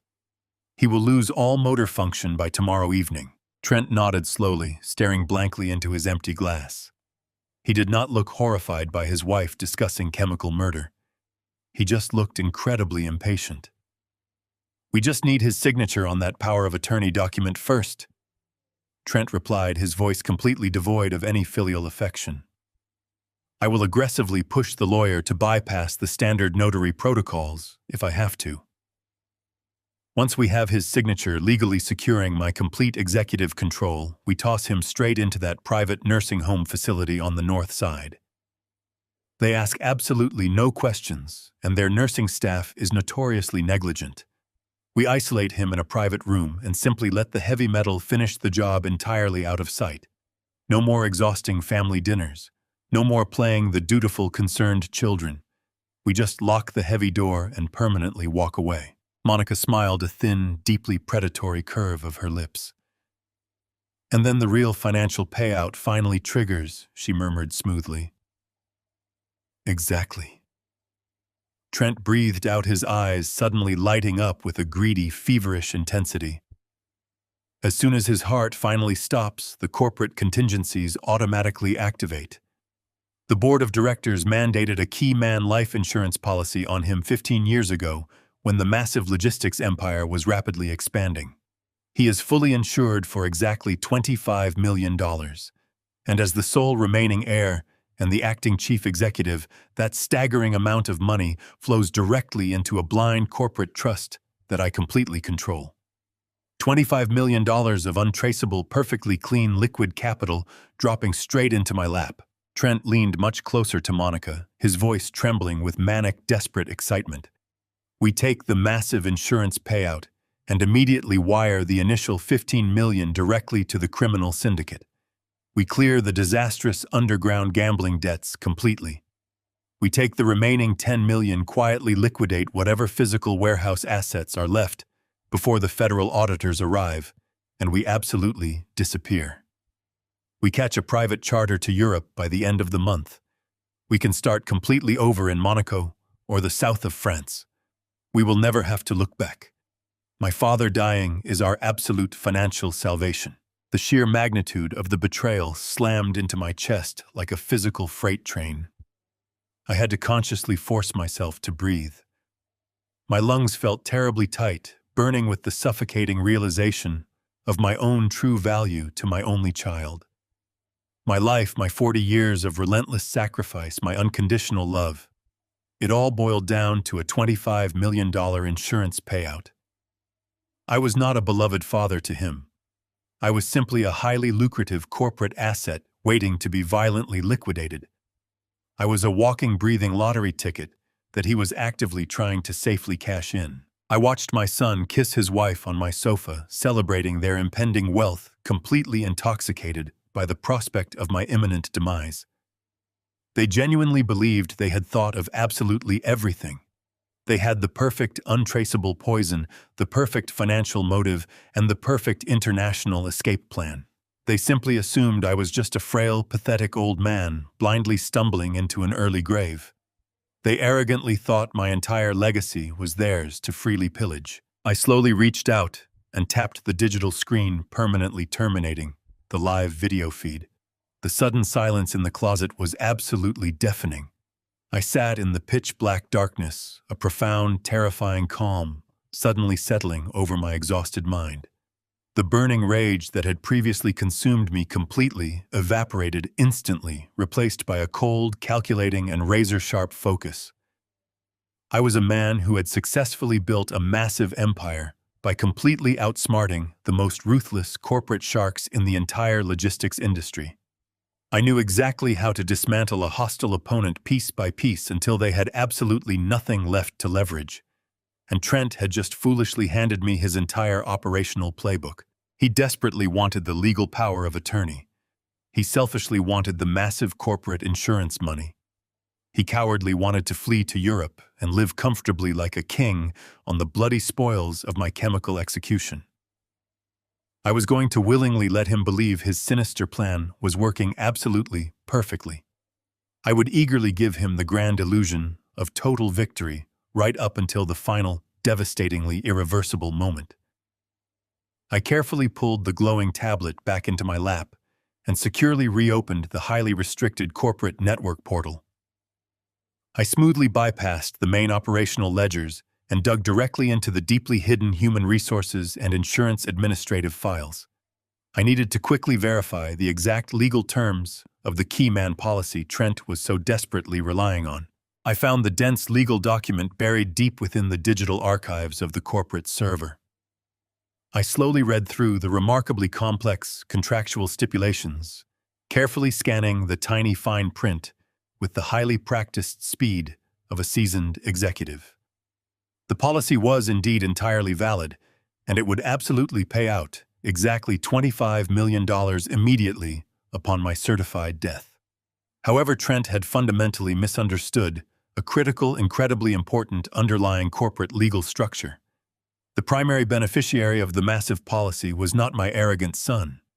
The exclusive, legally binding beneficiary was the logistics company itself.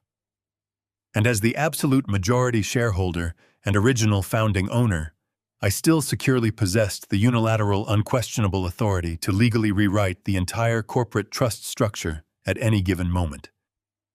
I was going to completely lock him out of every single penny, safely protecting my legacy while simultaneously setting his devastating trap.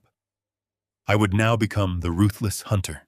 The rest of the night passed in cold calculation. When dawn crept through the gaps in my velvet curtains, the agonizing heartbreak that had paralyzed me was gone. In its place was an unbreakable block of pure ice. I climbed out of the closet, returning the digital tablet to its hidden compartment beneath the floorboards. I smoothed the comforter back over the mattress, ensuring my sickbed looked exactly as disheveled as a dying man would leave it. I walked into the master bathroom and splashed freezing water onto my face. Staring into the mirror, I did not see the frail victim my son wanted me to be. I saw the founder of Caldwell Logistics. I saw a man who had survived hostile takeovers and vicious supply chains. Trent and Monica had foolishly assumed my paternal affection, made me blind and weak. They were about to learn that the same ruthlessness I used to build my empire was now entirely focused on their destruction. I waited until 9 in the morning, listening intently as Trent and Monica prepared for their day downstairs. I heard the front door close and the hum of their luxury vehicles fading down the driveway. As soon as the house was empty, I retrieved my secure burner phone and dialed a restricted federal number I kept committed to memory. I called Special Agent Thomas Sterling. 15 years ago, when an international smuggling ring attempted to infiltrate my eastern seaboard shipping routes, Thomas was the lead investigator assigned to the case. We had worked closely together to dismantle the entire criminal operation. I respected his sharp intellect, his uncompromising moral compass, and his absolute discretion. When he answered the phone, his voice was crisp and professional. I bypassed the standard pleasantries. I told him I had uncovered a massive corporate embezzlement scheme tied directly to underground offshore syndicates, and that it was intimately connected to an active attempted murder. I told him the primary suspect was my son. Thomas instructed me to meet him at a secure, unmarked federal facility on the industrial outskirts of the city. I dressed in layered clothing, slipped out the back door, and drove my oldest vehicle to the rendezvous point. Thomas was waiting for me in a sterile, windowless briefing room. He looked older, his hair dusted with gray, but his eyes were just as piercing as I remembered. I sat down across the metal table and began to empty my briefcase. I systematically laid out the nightmare my life had become over the past 48 hours. First, I handed him the encrypted flash drive containing the raw Caldwell Logistics server logs detailing the $15 million Trent had stolen and incinerated on unregulated cryptocurrency exchanges and illicit gambling platforms. Next, I placed the forensic toxicology report on the table outlining the weaponized thallium delivery system disguised as a biometric watchpad. Finally, I handed him a secondary drive containing the hidden camera footage of Trent and Monica, calculating the exact timeline of my chemical execution and their subsequent corporate insurance payout. Thomas sat in stunned silence as he reviewed the mountain of evidence. He read the toxicology report twice, his jaw tightening with disgust. He plugged the flash drives into a secure offline terminal and watched the living room footage. The sheer sociopathic cruelty radiating from Monica and the greedy desperation dripping from Trent filled the small room. When the video ended, Thomas slowly removed his reading glasses and rubbed the bridge of his nose. He looked at me with a mixture of professional shock and deep personal sympathy. "Harrison," he said, his voice quiet. "We have more than enough probable cause here to authorize a heavily armed tactical raid on your residence and the corporate headquarters this afternoon.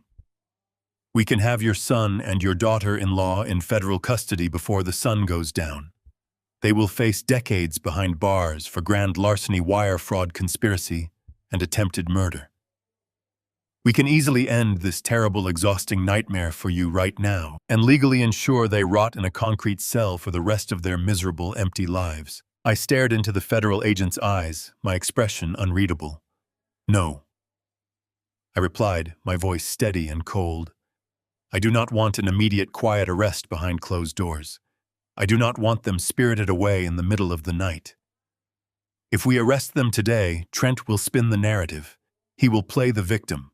He will hire expensive lawyers and try to claim the mob forced his hand. He will try to preserve his unearned dignity.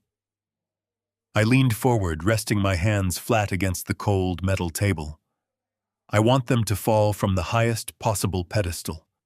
I want them to feel the intoxicating rush of total victory.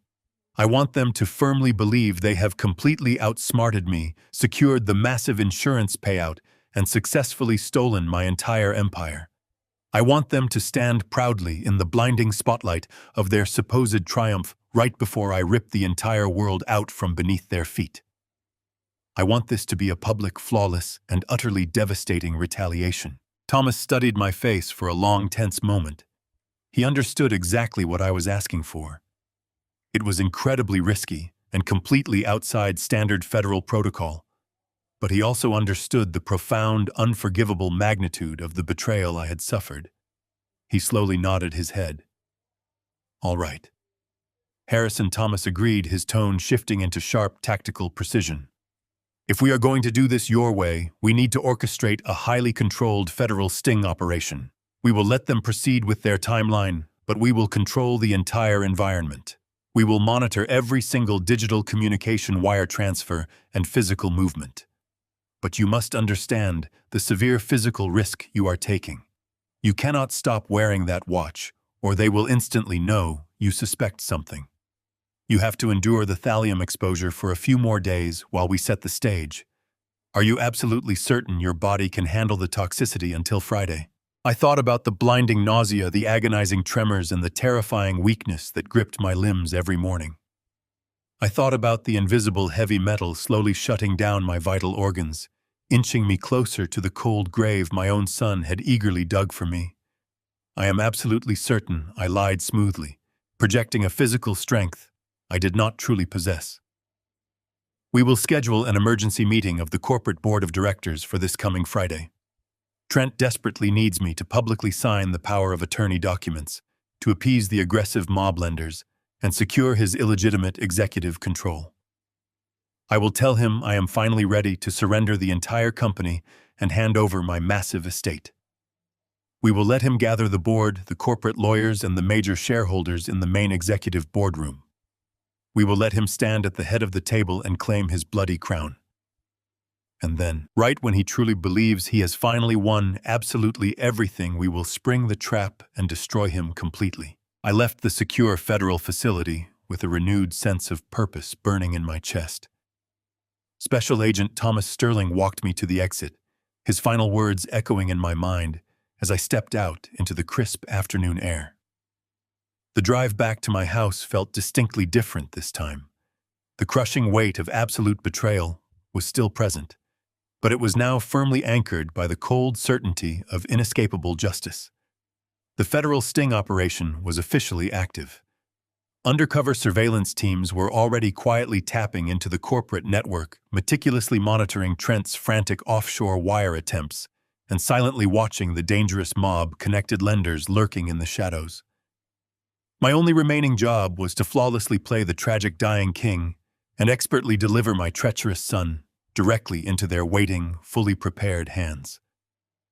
I parked my vehicle in the dark driveway, walked slowly through the heavy front door, and immediately felt the sickening, debilitating physical toll of the thallium aggressively coursing through my fragile veins. My cold hands shook violently, and a massive wave of severe nausea aggressively forced me to grip the wooden hallway table for physical support.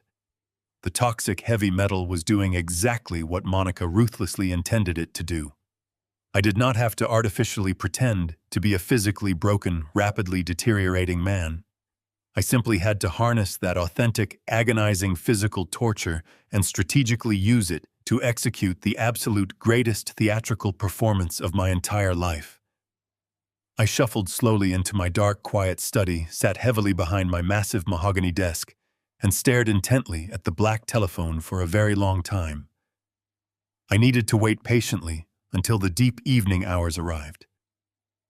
I needed Trent to feel the truly crushing, suffocating pressure of his impending violent mob deadline before I generously offered him his miraculous life-saving salvation. I needed his desperate panic to completely override any lingering suspicious caution he might still harbor in his deceitful, arrogant mind. When the tall wooden grandfather clock in the hallway finally chimed 7 times, I slowly picked up the heavy receiver and directly dialed Trent's private personal line. He answered aggressively on the 3rd ring, his sharp voice incredibly tight, with barely suppressed, frantic anxiety. He barked a hostile greeting, clearly expecting another terrifying, threatening call from his violent, unforgiving, underground creditors. I took a very shallow, ragged breath deliberately, letting the genuine, painful exhaustion, deeply rooted in my lungs, carry my fragile voice into a highly pathetic, violently trembling whisper. Trent. I rasped carefully, making absolutely sure my slurred words sounded incredibly weak and utterly thick with total crushing defeat. It is your father. I heard a sharp, panicked intake of breath on the other end of the line, immediately followed by a sudden, sickeningly sweet, highly artificial shift in his deceitful tone. Dad, he said eagerly, pouring fake, sugary concern into every single calculated syllable. How are you feeling tonight? Monica and I have been so incredibly worried about your rapidly declining health and your terrible physical confusion today. I briefly closed my tired eyes willingly, letting the pure, unadulterated hatred fuel my desperate performance. You were right. Son, I murmured softly, deliberately, letting out a weak, rattling, agonizing cough directly into the receiver. You were right about absolutely everything. I am losing my mind. My frail body is completely failing me, and I can no longer fight this terrifying, dark mental confusion. I just desperately want to rest. I want this heavy burden to be completely gone. Bring the legal power of attorney documents. Bring whatever financial transfers you urgently need. I will officially sign absolutely everything over to you entirely. The total silence that instantly followed my total surrender was incredibly heavy and profoundly thick. I could practically hear the greedy, calculating gears rapidly turning in his head as he gleefully realized he had just won the ultimate financial lottery. Oh, Dad. Trent breathed out perfectly, masking his jubilant, triumphant victory behind a thick veil of solemn, dutiful family responsibility. I know this is a terribly difficult, painful decision for you, but it is truly for the absolute best. I will properly take care of absolutely everything. You just focus entirely on resting your tired body. I will drive over to the house right now with the corporate lawyers to finish the paperwork. No, I interrupted immediately, my ragged voice incredibly weak, but suddenly very firm, injecting the exact right amount of stubborn, lingering old pride into the tense conversation. Not quietly here in the dark, like some shameful, hidden family secret. I proudly built Caldwell Logistics from nothing with my bare hands. I poured 40 long years of my blood, my sweat, and my tears into that massive corporate empire. If I am going to finally surrender my throne and permanently hand over my entire personal financial estate, I am going to do it with proper dignity. I am going to do it in the bright light of day. I paused deliberately, actively, letting my painful breathing labor heavily and loudly into the telephone receiver. I want an official emergency meeting of the entire board of directors called for this coming Friday morning. I want the corporate attorneys, the executive vice presidents, and all the major shareholders physically present in the main executive boardroom. I want to look them all directly in the eye, give a proper honorable farewell speech, and publicly pass the powerful torch to my only son. If you truly want my legal signature on those critical documents, Trent, that is my one and only non-negotiable condition." Trent hesitated quietly. I could practically feel his desperate, terrifying panic aggressively warring with his truly monumental, blinding greed. He absolutely needed that massive amount of money immediately to completely pay off the violent mob syndicate by late Friday evening. A public board meeting unfortunately delayed his direct access to my personal trust funds by 48 highly stressful, incredibly dangerous hours. But the strategic, manipulative brilliance of my specific condition was utterly entirely irresistible to a massive narcissist like my treacherous son. A quiet private signature heavily secured in a dark, lonely bedroom could potentially be legally contested later by highly suspicious board members or aggressive federal auditors. But a highly public, deeply emotional, gracefully executed handover occurring directly in front of the entire corporate leadership team would permanently legitimize his absolute executive control forever. It would completely, securely insulate him from any future financial audits or dangerous federal criminal inquiries. It was the absolute perfect, unassailable, flawless cover story for his massive ongoing financial crimes. "I completely understand, Dad." Trent finally replied, his smooth voice dripping with intensely triumphant, greedy satisfaction. "You absolutely deserve a proper, highly honorable, very public farewell. I will contact the senior board members immediately and arrange absolutely everything for Friday morning at exactly 9 o'clock sharp. I will personally have the corporate legal team prepare the final power of attorney files and the complete estate transfer binders. You will not have to worry about a single thing ever again." I thanked him weakly, whispering my love before disconnecting the line. The pathetic facade vanished instantly. I sat perfectly straight in my chair, cold ice freezing over my heart. The massive trap was flawlessly set. Now I just had to simply survive until Friday morning finally arrived. The next 48 hours were an agonizing exercise in endurance. I forced myself to continue wearing the lethally laced timepiece, allowing the heavy metal toxins to steadily seep into my bloodstream to maintain the flawless illusion of my impending death. My joints ached with a deep fire, and my vision occasionally blurred into a sickening haze, but my mind remained incredibly sharp, fueled by the cold promise of absolute justice. I meticulously coordinated every unseen detail with Special Agent Thomas Sterling, ensuring his undercover federal teams were perfectly positioned throughout the city. When Friday morning finally broke, painting the sky in pale shades of gray, I felt a profound sense of peace. The agonizing wait was over. The final act of this treacherous play was officially beginning. I dressed in a tailored, dark charcoal suit that hung loosely on my deteriorating frame, intentionally amplifying my frail appearance. I called a private medical transport service to drive me to the corporate headquarters, demanding a wheelchair for the transition. I wanted my entrance to be a masterclass in vulnerability. The glass and steel facade of the Caldwell Logistics building loomed against the skyline, a monument to 40 years of my relentless sacrifice.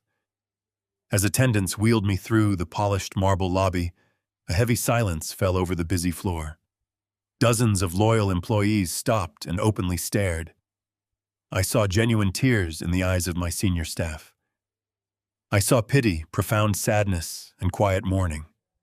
I kept my head bowed slightly, my hands resting weakly in my lap, playing the part of the defeated, dying founder perfectly to the end. The elevator ride to the top executive floor felt like a slow ascension to a waiting guillotine, but beneath my trembling exterior, my blood was humming with calculated anticipation. The frosted glass doors of the executive boardroom slid open, revealing the heart of my empire. The room was expansive, anchored by a massive custom-built mahogany table I had personally commissioned 3 decades ago. Floor-to-ceiling windows offered a panoramic view of the city, below a stark contrast to the grim atmosphere suffocating the interior space. The entire board of directors was already seated around the polished wood. Some looked at me with genuine sorrow, while others, the newer executives Trent had brought in, completely failed to mask their calculating indifference. They saw me as nothing more than a fading relic, a stubborn obstacle finally being cleared from their progressive path. I allowed the attendant to wheel me directly to the head of the table, the seat of authority I was about to surrender forever. Trent was standing at the far end of the room, incapable of hiding his intense nervous energy. He was bouncing on the heels of his Italian leather shoes. He wore a sharp navy suit, desperately projecting the image of a confident corporate leader. But I could easily see the dark shadows lingering under his eyes, the physical toll of his massive offshore gambling debts, and the terrifying mob deadlines scheduled to crash down on him by sunset. He was a drowning rat, masquerading as a victorious king. He smiled as I was wheeled into position, a sickeningly warm, manufactured expression of filial affection that made my stomach churn with pure disgust. Standing directly behind Trent was Monica. She was absolutely breathtaking and entirely terrifying. She had dressed for a royal coronation, wearing a strikingly elegant black designer dress that screamed of unlimited wealth and untouchable power. A thick necklace of flawless diamonds rested against her collarbone, undoubtedly purchased with the corporate funds her husband had embezzled. She stood with her posture rigidly straight, her chin tilted slightly upward, already acting like the undisputed queen of the massive logistics empire. Her cold, calculating eyes met mine across the long mahogany table entirely devoid of human empathy. I saw the quiet calculation flashing in her gaze. She was mentally counting the hours until the thallium finally stopped my beating heart. She was already spending the $25 million corporate life insurance payout in her twisted sociopathic mind. Seated directly to Trent's right was Thomas Bradley, the smooth, notoriously corrupt senior corporate counsel. Bradley was a slick, highly unethical legal shark who had quietly facilitated many of Trent's questionable corporate maneuvers over the past 18 months. He possessed the incredibly rare, highly dangerous ability to make highly illicit financial transactions look perfectly acceptable on official corporate paper. Bradley was wearing a smug, satisfied smirk, clearly anticipating a massive, lucrative bonus for officially processing this hostile, treacherous transition of ultimate power. He smoothly reached into his thick leather briefcase and pulled out a massive stack of densely printed legal documents. He neatly aligned the heavy papers on the polished mahogany table, gently smoothing the crisp edges with his perfectly manicured hands. "These are the final comprehensive power of attorney authorizations, Mr. Caldwell." Thomas Bradley announced, his voice projecting across the silent boardroom with a slippery, theatrical gravitas. In addition to the total transfer of all executive corporate controls and voting shares, these documents legally incorporate the immediate, irrevocable transfer of your entire personal estate, your private trust funds, and all physical property deeds directly into the sole, undisputed custody of your son, Trent Caldwell. This highly comprehensive legal transition will effectively ensure that your magnificent legacy is seamlessly protected and aggressively maintained during your deeply unfortunate, tragic medical decline. The absolute silence in the boardroom was incredibly heavy, practically suffocating the air out of my lungs. I slowly raised my shaking, pale hands, resting them weakly on the cool, polished surface of the mahogany table. I let out a soft, rattling breath, allowing a single manufactured tear to slowly trace its way down my wrinkled cheek. I looked around the large table, meeting the eyes of the quiet, watching directors. Some actively looked away, deeply ashamed to witness the pathetic, unconditional surrender of a giant. Trent confidently stepped forward, smoothly closing the distance between us. He picked up the thick stack of legal documents and gently slid them directly across the smooth wood until they rested right in front of my trembling hands. He reached into the inner breast pocket of his expensive suit jacket and pulled out a heavy, solid gold fountain pen. It was the exact same pen I had proudly gifted to him upon his graduation from university, a beautiful instrument meant to sign honest, honorable contracts. He leaned down, placing his hands firmly on the armrests of my medical wheelchair, trapping me in my seat. His face was only inches from mine. I could clearly smell the sharp, metallic scent of his nervous sweat, completely cutting through his expensive cologne. He gently placed the gold pen directly into my shaking palm, closing my cold fingers around the heavy metal barrel. He flashed a brilliant, triumphant, completely fake smile for the watching board of directors before dropping his voice into a low, intimate whisper meant strictly for my ears alone. "It is time to rest, Dad," Trent murmured softly, his tone dripping with an arrogant, condescending finality. "You have done more than enough for us. I have finally got it perfectly handled from here."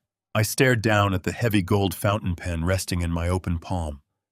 Trent was still leaning over me, his face radiating a sickeningly confident smirk, fully believing he had secured his ultimate victory. I let the silence stretch for 5 agonizing seconds, allowing his arrogant words to hang heavily in the stale air of the boardroom. Then I simply opened my fingers. The solid gold pen slipped from my grasp and plummeted onto the polished mahogany table with a sharp, incredibly loud metallic crack. The sudden violent noise echoed like a gunshot through the massive room. Several board members physically flinched in their expensive leather chairs.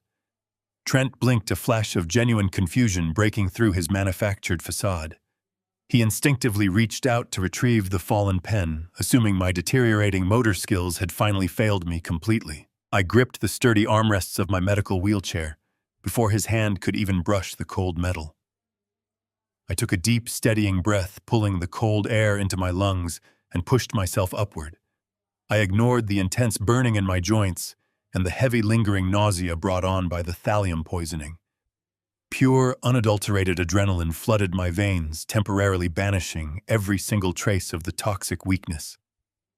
I stood up slowly, deliberately, shedding the pathetic illusion of the dying, defeated old man. I straightened my spine, squaring my shoulders until my posture was entirely rigid and towering. I towered over Trent, casting a long, dark shadow across his suddenly trembling form. The entire executive boardroom fell completely, absolutely silent. You could have heard a single pin drop on the thick carpet. The watching directors stared at me with wide, horrified eyes, utterly paralyzed by the impossible sight of a supposedly comatose man suddenly standing with the imposing, terrifying authority of a ruthless titan. Trent stumbled backward, his Italian leather shoes scraping clumsily against the floorboards.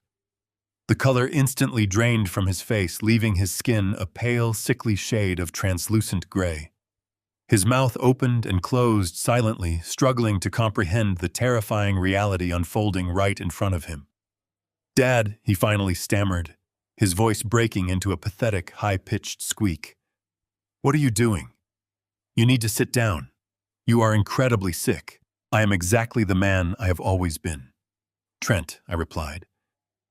My voice no longer a weak, rattling whisper, but a booming, resonant thunder that shook the very glass of the floor-to-ceiling windows. I stared directly into his terrified eyes, letting him feel the full, crushing weight of my absolute fury. "You genuinely believed I was just a blind, pathetic fool. You eagerly confused my unconditional paternal love for terminal stupidity.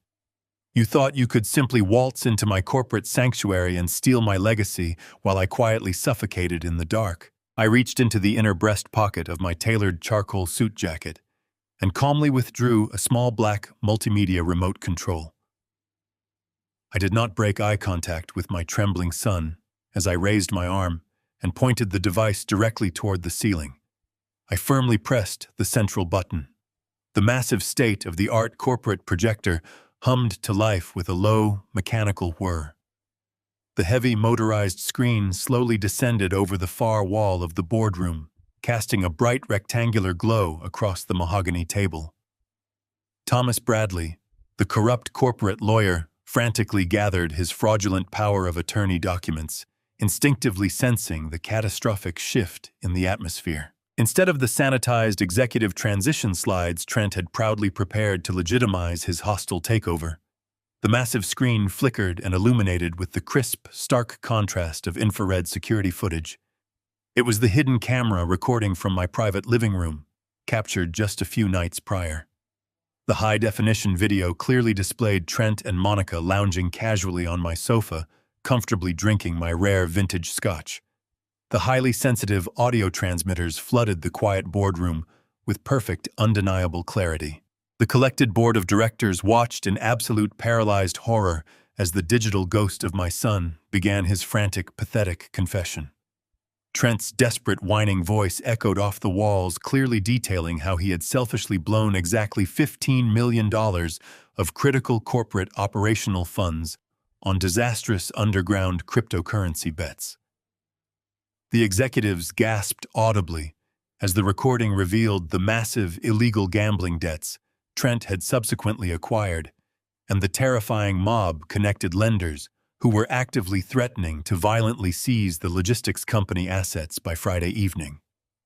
The pristine, highly sanitized corporate illusion Trent had desperately tried to maintain was instantaneously, completely incinerated, but the absolute worst was yet to come. The video continued playing, delivering the most brutal, unforgivable twist of the entire treacherous plot.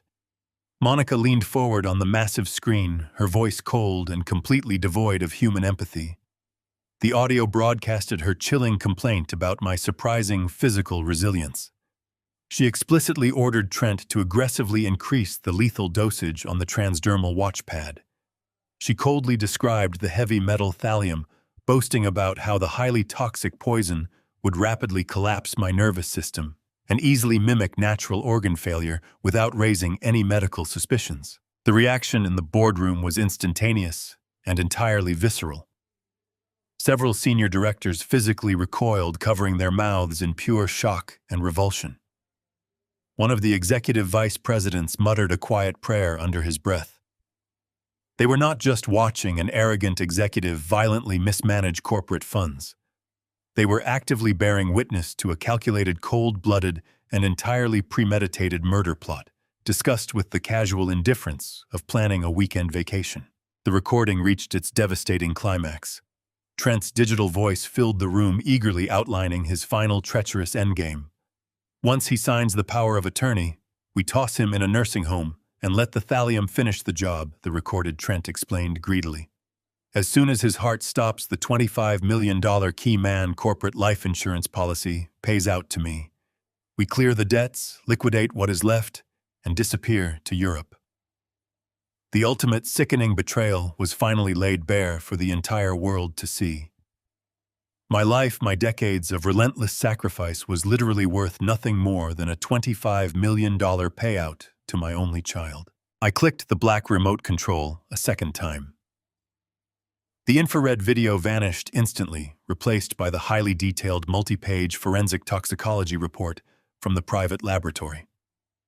The massive screen brightly displayed the lethal levels of heavy metal detected in the watch casing, complete with the official chemical breakdown of the weaponized hydrogel and the certified signature of the lead toxicologist. The undeniable concrete scientific proof of their attempted assassination glared down at them, entirely irrefutable and absolutely damning. Trent collapsed heavily into a leather chair, his entire body shaking violently as the inescapable reality of his total destruction finally caught up to him. He buried his face in his trembling hands, letting out a pathetic, muffled sob of pure terror. Monica, however, reacted with the instinct of a cornered, desperate predator. Her meticulously crafted mask of elegant, untouchable superiority completely shattered into a million jagged pieces.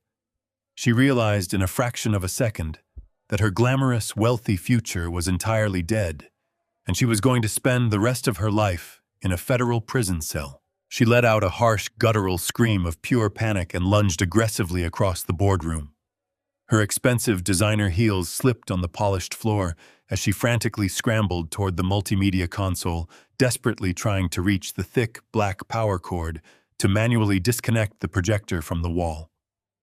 She wanted to violently kill the presentation, to somehow stop the horrific truth from continuing to broadcast her undeniable guilt to the horrified audience. "Freeze!" I commanded, my voice cracking like a physical whip across the room. The sheer absolute authority behind my single word hit her like a solid brick wall. Monica stopped dead in her tracks, her hand hovering mere inches away from the electrical outlet. She slowly turned her head to look at me, her eyes wide with the profound, consuming terror she had never experienced before in her entire life. She was completely frozen, trapped under the burning weight of my unforgiving glare. The trap had flawlessly, permanently slammed shut. "You are right, Trent." My absolute steady voice boomed across the vast expanse of the large boardroom, loudly echoing with 40 long years of unquestioned corporate authority. "I am finally resting today, but you are going to prison." The heavy frosted glass doors of the executive boardroom did not simply open. They violently burst apart. A highly coordinated flood of armed tactical agents representing both the Federal Bureau of Investigation and the Chicago Police Department surged into the room. Special Agent Thomas Sterling led the aggressive charge, his weapon drawn, and his tactical vest clearly identifying his absolute federal authority. The sheer overwhelming force of the sudden raid instantly shattered the fragile, terrified silence that had gripped the corporate directors. "Federal agents, nobody move. Keep your hands exactly where we can see them," Sterling roared, his commanding voice cutting through the rising panic. The senior board members immediately scrambled backward violently, pushing their expensive leather chairs away from the long mahogany table. They pressed their backs flat against the cold floor-to-ceiling windows, desperately trying to physically distance themselves from the unfolding criminal catastrophe. Thomas Bradley, the corrupt corporate counsel, practically fell out of his seat. He raised his perfectly manicured hands high into the air, his face pale with sudden terrifying realization that his lucrative illegal career was permanently over. Trent did not even have the necessary time to process the violent intrusion. Two heavily armored federal agents forcefully grabbed him by his tailored shoulders. They brutally slammed him face first against the polished surface of my custom mahogany table. The sickening thud of his skull hitting the hard wood echoed loudly. His arms were violently wrenched behind his back, and the sharp metallic click of heavy steel handcuffs locking around his wrists sounded like the ultimate final gavel drop of his privileged life. Monica fought back with the wild, unhinged ferocity of a cornered animal, as a female officer lunged forward to apprehend her. Monica violently swung her arms, her manicured nails raking across the air. She let out a piercing, hysterical scream that tore through the boardroom, a sound so entirely devoid of her usual elegant sophistication that it barely sounded human. Her perfect, untouchable facade was entirely, completely destroyed. The expensive black designer dress tore slightly at the shoulder as two officers wrestled her aggressively to the ground. They forced her face against the plush corporate carpet, securely fastening her hands behind her back. "Get your filthy hands off of me!" Monica shrieked, thrashing her head wildly from side to side. Her flawless makeup was heavily smeared with angry tears, and the thick necklace of flawless diamonds dug painfully into her collarbone as she struggled against the unyielding federal restraints. "I am Monica Caldwell. You have absolutely no legal right to touch me. I demand to call my private lawyers immediately. This is a massive, unforgivable mistake. The only mistake you made was attempting to chemically execute a federal witness," Agent Sterling replied coldly, standing directly over her struggling form. He did not offer her a single ounce of professional sympathy. He expertly read her constitutional rights, his crisp, authoritative words entirely drowning out her frantic, high-pitched protests. Trent, however, had completely abandoned any lingering pretense of arrogant defiance. As the tactical agents roughly hauled him up from the wooden table, his knees buckled beneath his weight. He dropped heavily onto the floor, falling directly to his knees right in front of my medical wheelchair. He was openly, uncontrollably sobbing. The thick, arrogant pride that had previously fueled his treacherous corporate takeover had completely evaporated instantly, replaced by the raw, pathetic terror of a deeply cowardly man finally facing the devastating consequences of his own horrific actions. "Dad, please," Trent begged, his voice cracking and breaking into a high, desperate whine. Large, heavy tears streamed down his face, dripping onto his sharp navy suit. "Please, you have to stop them. You have to tell them this is a terrible misunderstanding. I was absolutely desperate. Those underground lenders were going to physically kill me, Dad. They were going to violently dismantle everything you built. I only did this to safely protect our massive family empire. You have to show me some mercy. I am your only son." I looked down at the weeping, trembling man kneeling in front of me. I searched my own heart, looking for even a tiny, lingering fragment of paternal affection. I searched for the warm, unconditional love that had previously motivated me to blindly trust him with my entire legacy. But there was absolutely nothing left. The thallium poisoning had physically ravaged my body, but his profound sociopathic betrayal had permanently, completely severed my soul from his. My eyes were entirely devoid of any human warmth as I stared at his pathetic, weeping face. "You did not aggressively protect our family empire, Trent," I stated, my voice echoing with a cold, terrifying emptiness.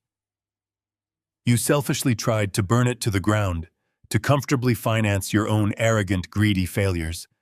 You actively plotted to violently steal my life, completely secure in the arrogant assumption that your bloodline granted you total immunity from basic human morality." I slowly reached across my body with my trembling right hand. I carefully unclasped the heavy, expensive luxury watch strapped securely to my left wrist. The thick leather band slid through my fingers. The highly lethal transdermal pad, deeply saturated with the toxic heavy metal that had been slowly shutting down my internal organs for an entire week, was still firmly hidden securely inside the custom casing. I held the metallic timepiece in the air for a brief, tense moment, letting the terrified board of directors clearly see the exact weapon my son had eagerly deployed. I opened my hand and let the watch fall. It dropped directly onto the plush carpet, landing right between Trent's trembling knees with a dull, heavy thud. "I am officially returning my Father's Day gift," I told him, my tone as sharp and unforgiving as a winter storm. "I highly suggest you hold on to it. It will undoubtedly be the very last physical reminder you will ever possess of the incredibly generous father you so foolishly attempted to murder." Trent stared blankly at the toxic watch resting on the floor, his entire body shuddering with loud, violent gasps. He finally realized that his elegant words and his desperate, tearful pleas held absolutely no remaining power. He was completely, irrevocably dead to me. Special Agent Sterling stepped forward, firmly gripping Trent by the back of his suit collar. He hauled my weeping son to his feet forcefully, pushing him toward the shattered, frosted glass doors of the boardroom. The armed officers mirrored his strict, aggressive movements, firmly dragging a still, screaming, thrashing Monica right behind him. The corporate lawyers and terrified board members completely pressed themselves against the high walls, eagerly clearing a wide, unobstructed path for the sudden criminal exodus. As they were violently marched out of my physical sight forever, the crushing weight of the toxic poison finally felt significantly lighter. My vast corporate empire was completely safe, and my unforgiving justice was perfectly delivered right now. 6 months later, the chilling winds of Chicago felt refreshingly crisp against my face as I walked down the bustling downtown avenue. The heavy, suffocating fog that had once clouded my mind and ravaged my body was completely gone. The lethal thallium had been entirely purged from my system through rigorous medical treatments and relentless physical therapy. My strength had fully returned, and my vision was remarkably clear. Trent and Monica were no longer my terrifying burden. They were currently residing in a maximum security federal penitentiary, both serving mandatory sentences of 20 years for their brutal convictions of attempted murder and massive wire fraud. The highly publicized trial had been a brief, devastating spectacle, ending with their absolute ruin. I had legally, irrevocably disinherited Trent from my entire estate, ensuring he would never touch a single penny of the legacy he had so ruthlessly tried to steal. I successfully steered Caldwell Logistics back from the dangerous brink of financial ruin, stabilizing the corporate accounts and completely eliminating the underground mob debts he had cowardly incurred. The company was stronger than ever, but my personal perspective on life had fundamentally shifted. I stopped in front of a beautiful, highly upscale storefront, boasting gleaming glass windows and elegant gold lettering. I pushed open the heavy mahogany door, a warm, inviting bell chiming softly above my head. The rich scent of fine leather and freshly brewed espresso filled the immaculate room. Behind the pristine glass counters filled with magnificent, intricate timepieces stood Victor Abramov. 6 months ago, Victor was just an incredibly observant jeweler working out of a tiny, cramped subway booth. He was the brilliant, meticulous man who had first noticed the microscopic tampering on my watch casing, ultimately saving my life.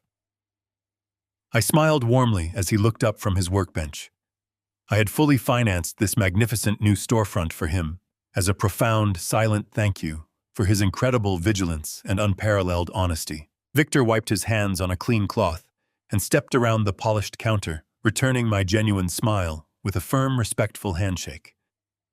We sat down together in 2 plush leather chairs near the large front window, sharing a hot cup of dark coffee while watching the busy city rush by outside. We did not need to explicitly discuss the terrifying darkness of the past or the brutal betrayal that had originally brought us together. We were simply 2 men quietly enjoying a peaceful morning, sharing a profound, unspoken understanding of the absolute true value of time. Every single ticking second was no longer a terrifying countdown to a tragic demise, but a precious, hard-earned victory. I took a slow, deep breath, savoring the rich taste of the coffee and the comforting warmth of the morning sun against my skin. I had successfully torn down my own empire to completely expose the treacherous wolves hiding inside my own home, and in doing so, I had finally reclaimed my own life. I looked at the beautiful watches displayed around us, listening to their steady, rhythmic heartbeats. They were no longer dangerous weapons of silent assassination, but beautiful testaments to survival resilience and the enduring strength of the human spirit. The painful scars of my son's horrific betrayal would likely never heal entirely, but they no longer defined my daily existence. I was alive, I was completely free, and my future was entirely my own to write. I smiled again, letting the quiet atmosphere wash over me. The vast logistics company was now operating flawlessly without the dark shadow of corruption. I had appointed a trustworthy executive board to handle the daily operations. My legacy was entirely secure. I took another long, relaxing sip of the excellent espresso. The bitter past was officially behind me, and the bright morning held infinite promise. I had survived the absolute worst, and now I was truly ready to live again. Blood does not automatically grant someone the right to your unyielding trust, nor does it excuse malice disguised as love. As parents, we spend our lives building a fortress to protect our children, but we must never let love blind us to the wolves standing inside our own gates. Betrayal from within is the most toxic poison, silently destroying you while you refuse to see the signs. True family is defined by respect, loyalty, and actions, not just a shared last name. Never be afraid to tear down your empire if it means surviving the people trying to steal it. Have you ever discovered a shocking betrayal from someone you trusted with your life? How did you fight back? Drop your story in the comments below. If Harrison's revenge satisfied you, please hit the like button, subscribe to the channel, and share this video with someone who truly needs it.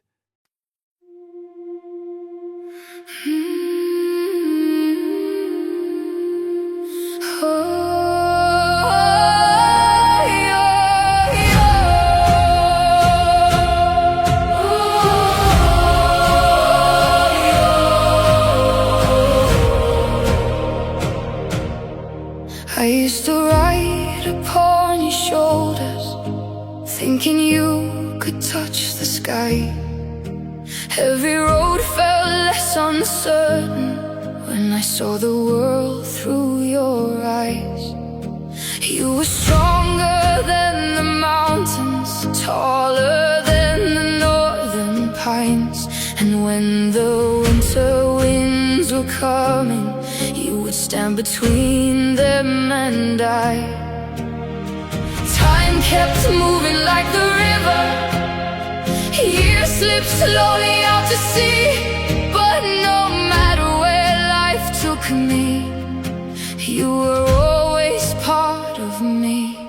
I am my father's daughter, in every step I take, in every time I choose to stand when it's easier to break.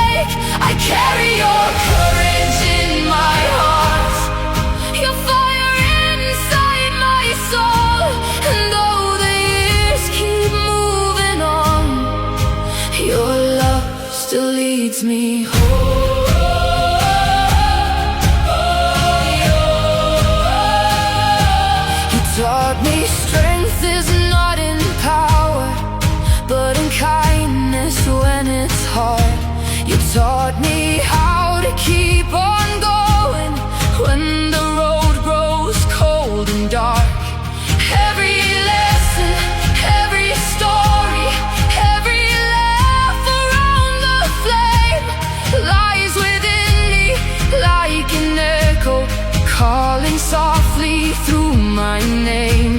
And when I face my greatest battles, when I feel I can't go on, I can hear your voice beside me saying, child, you're stronger than you know.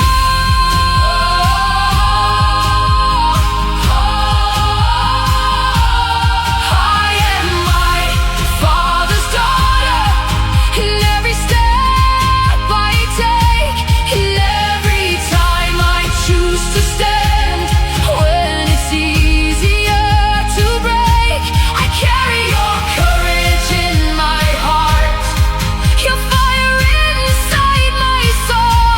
And though the years keep moving on, your love still leads me home.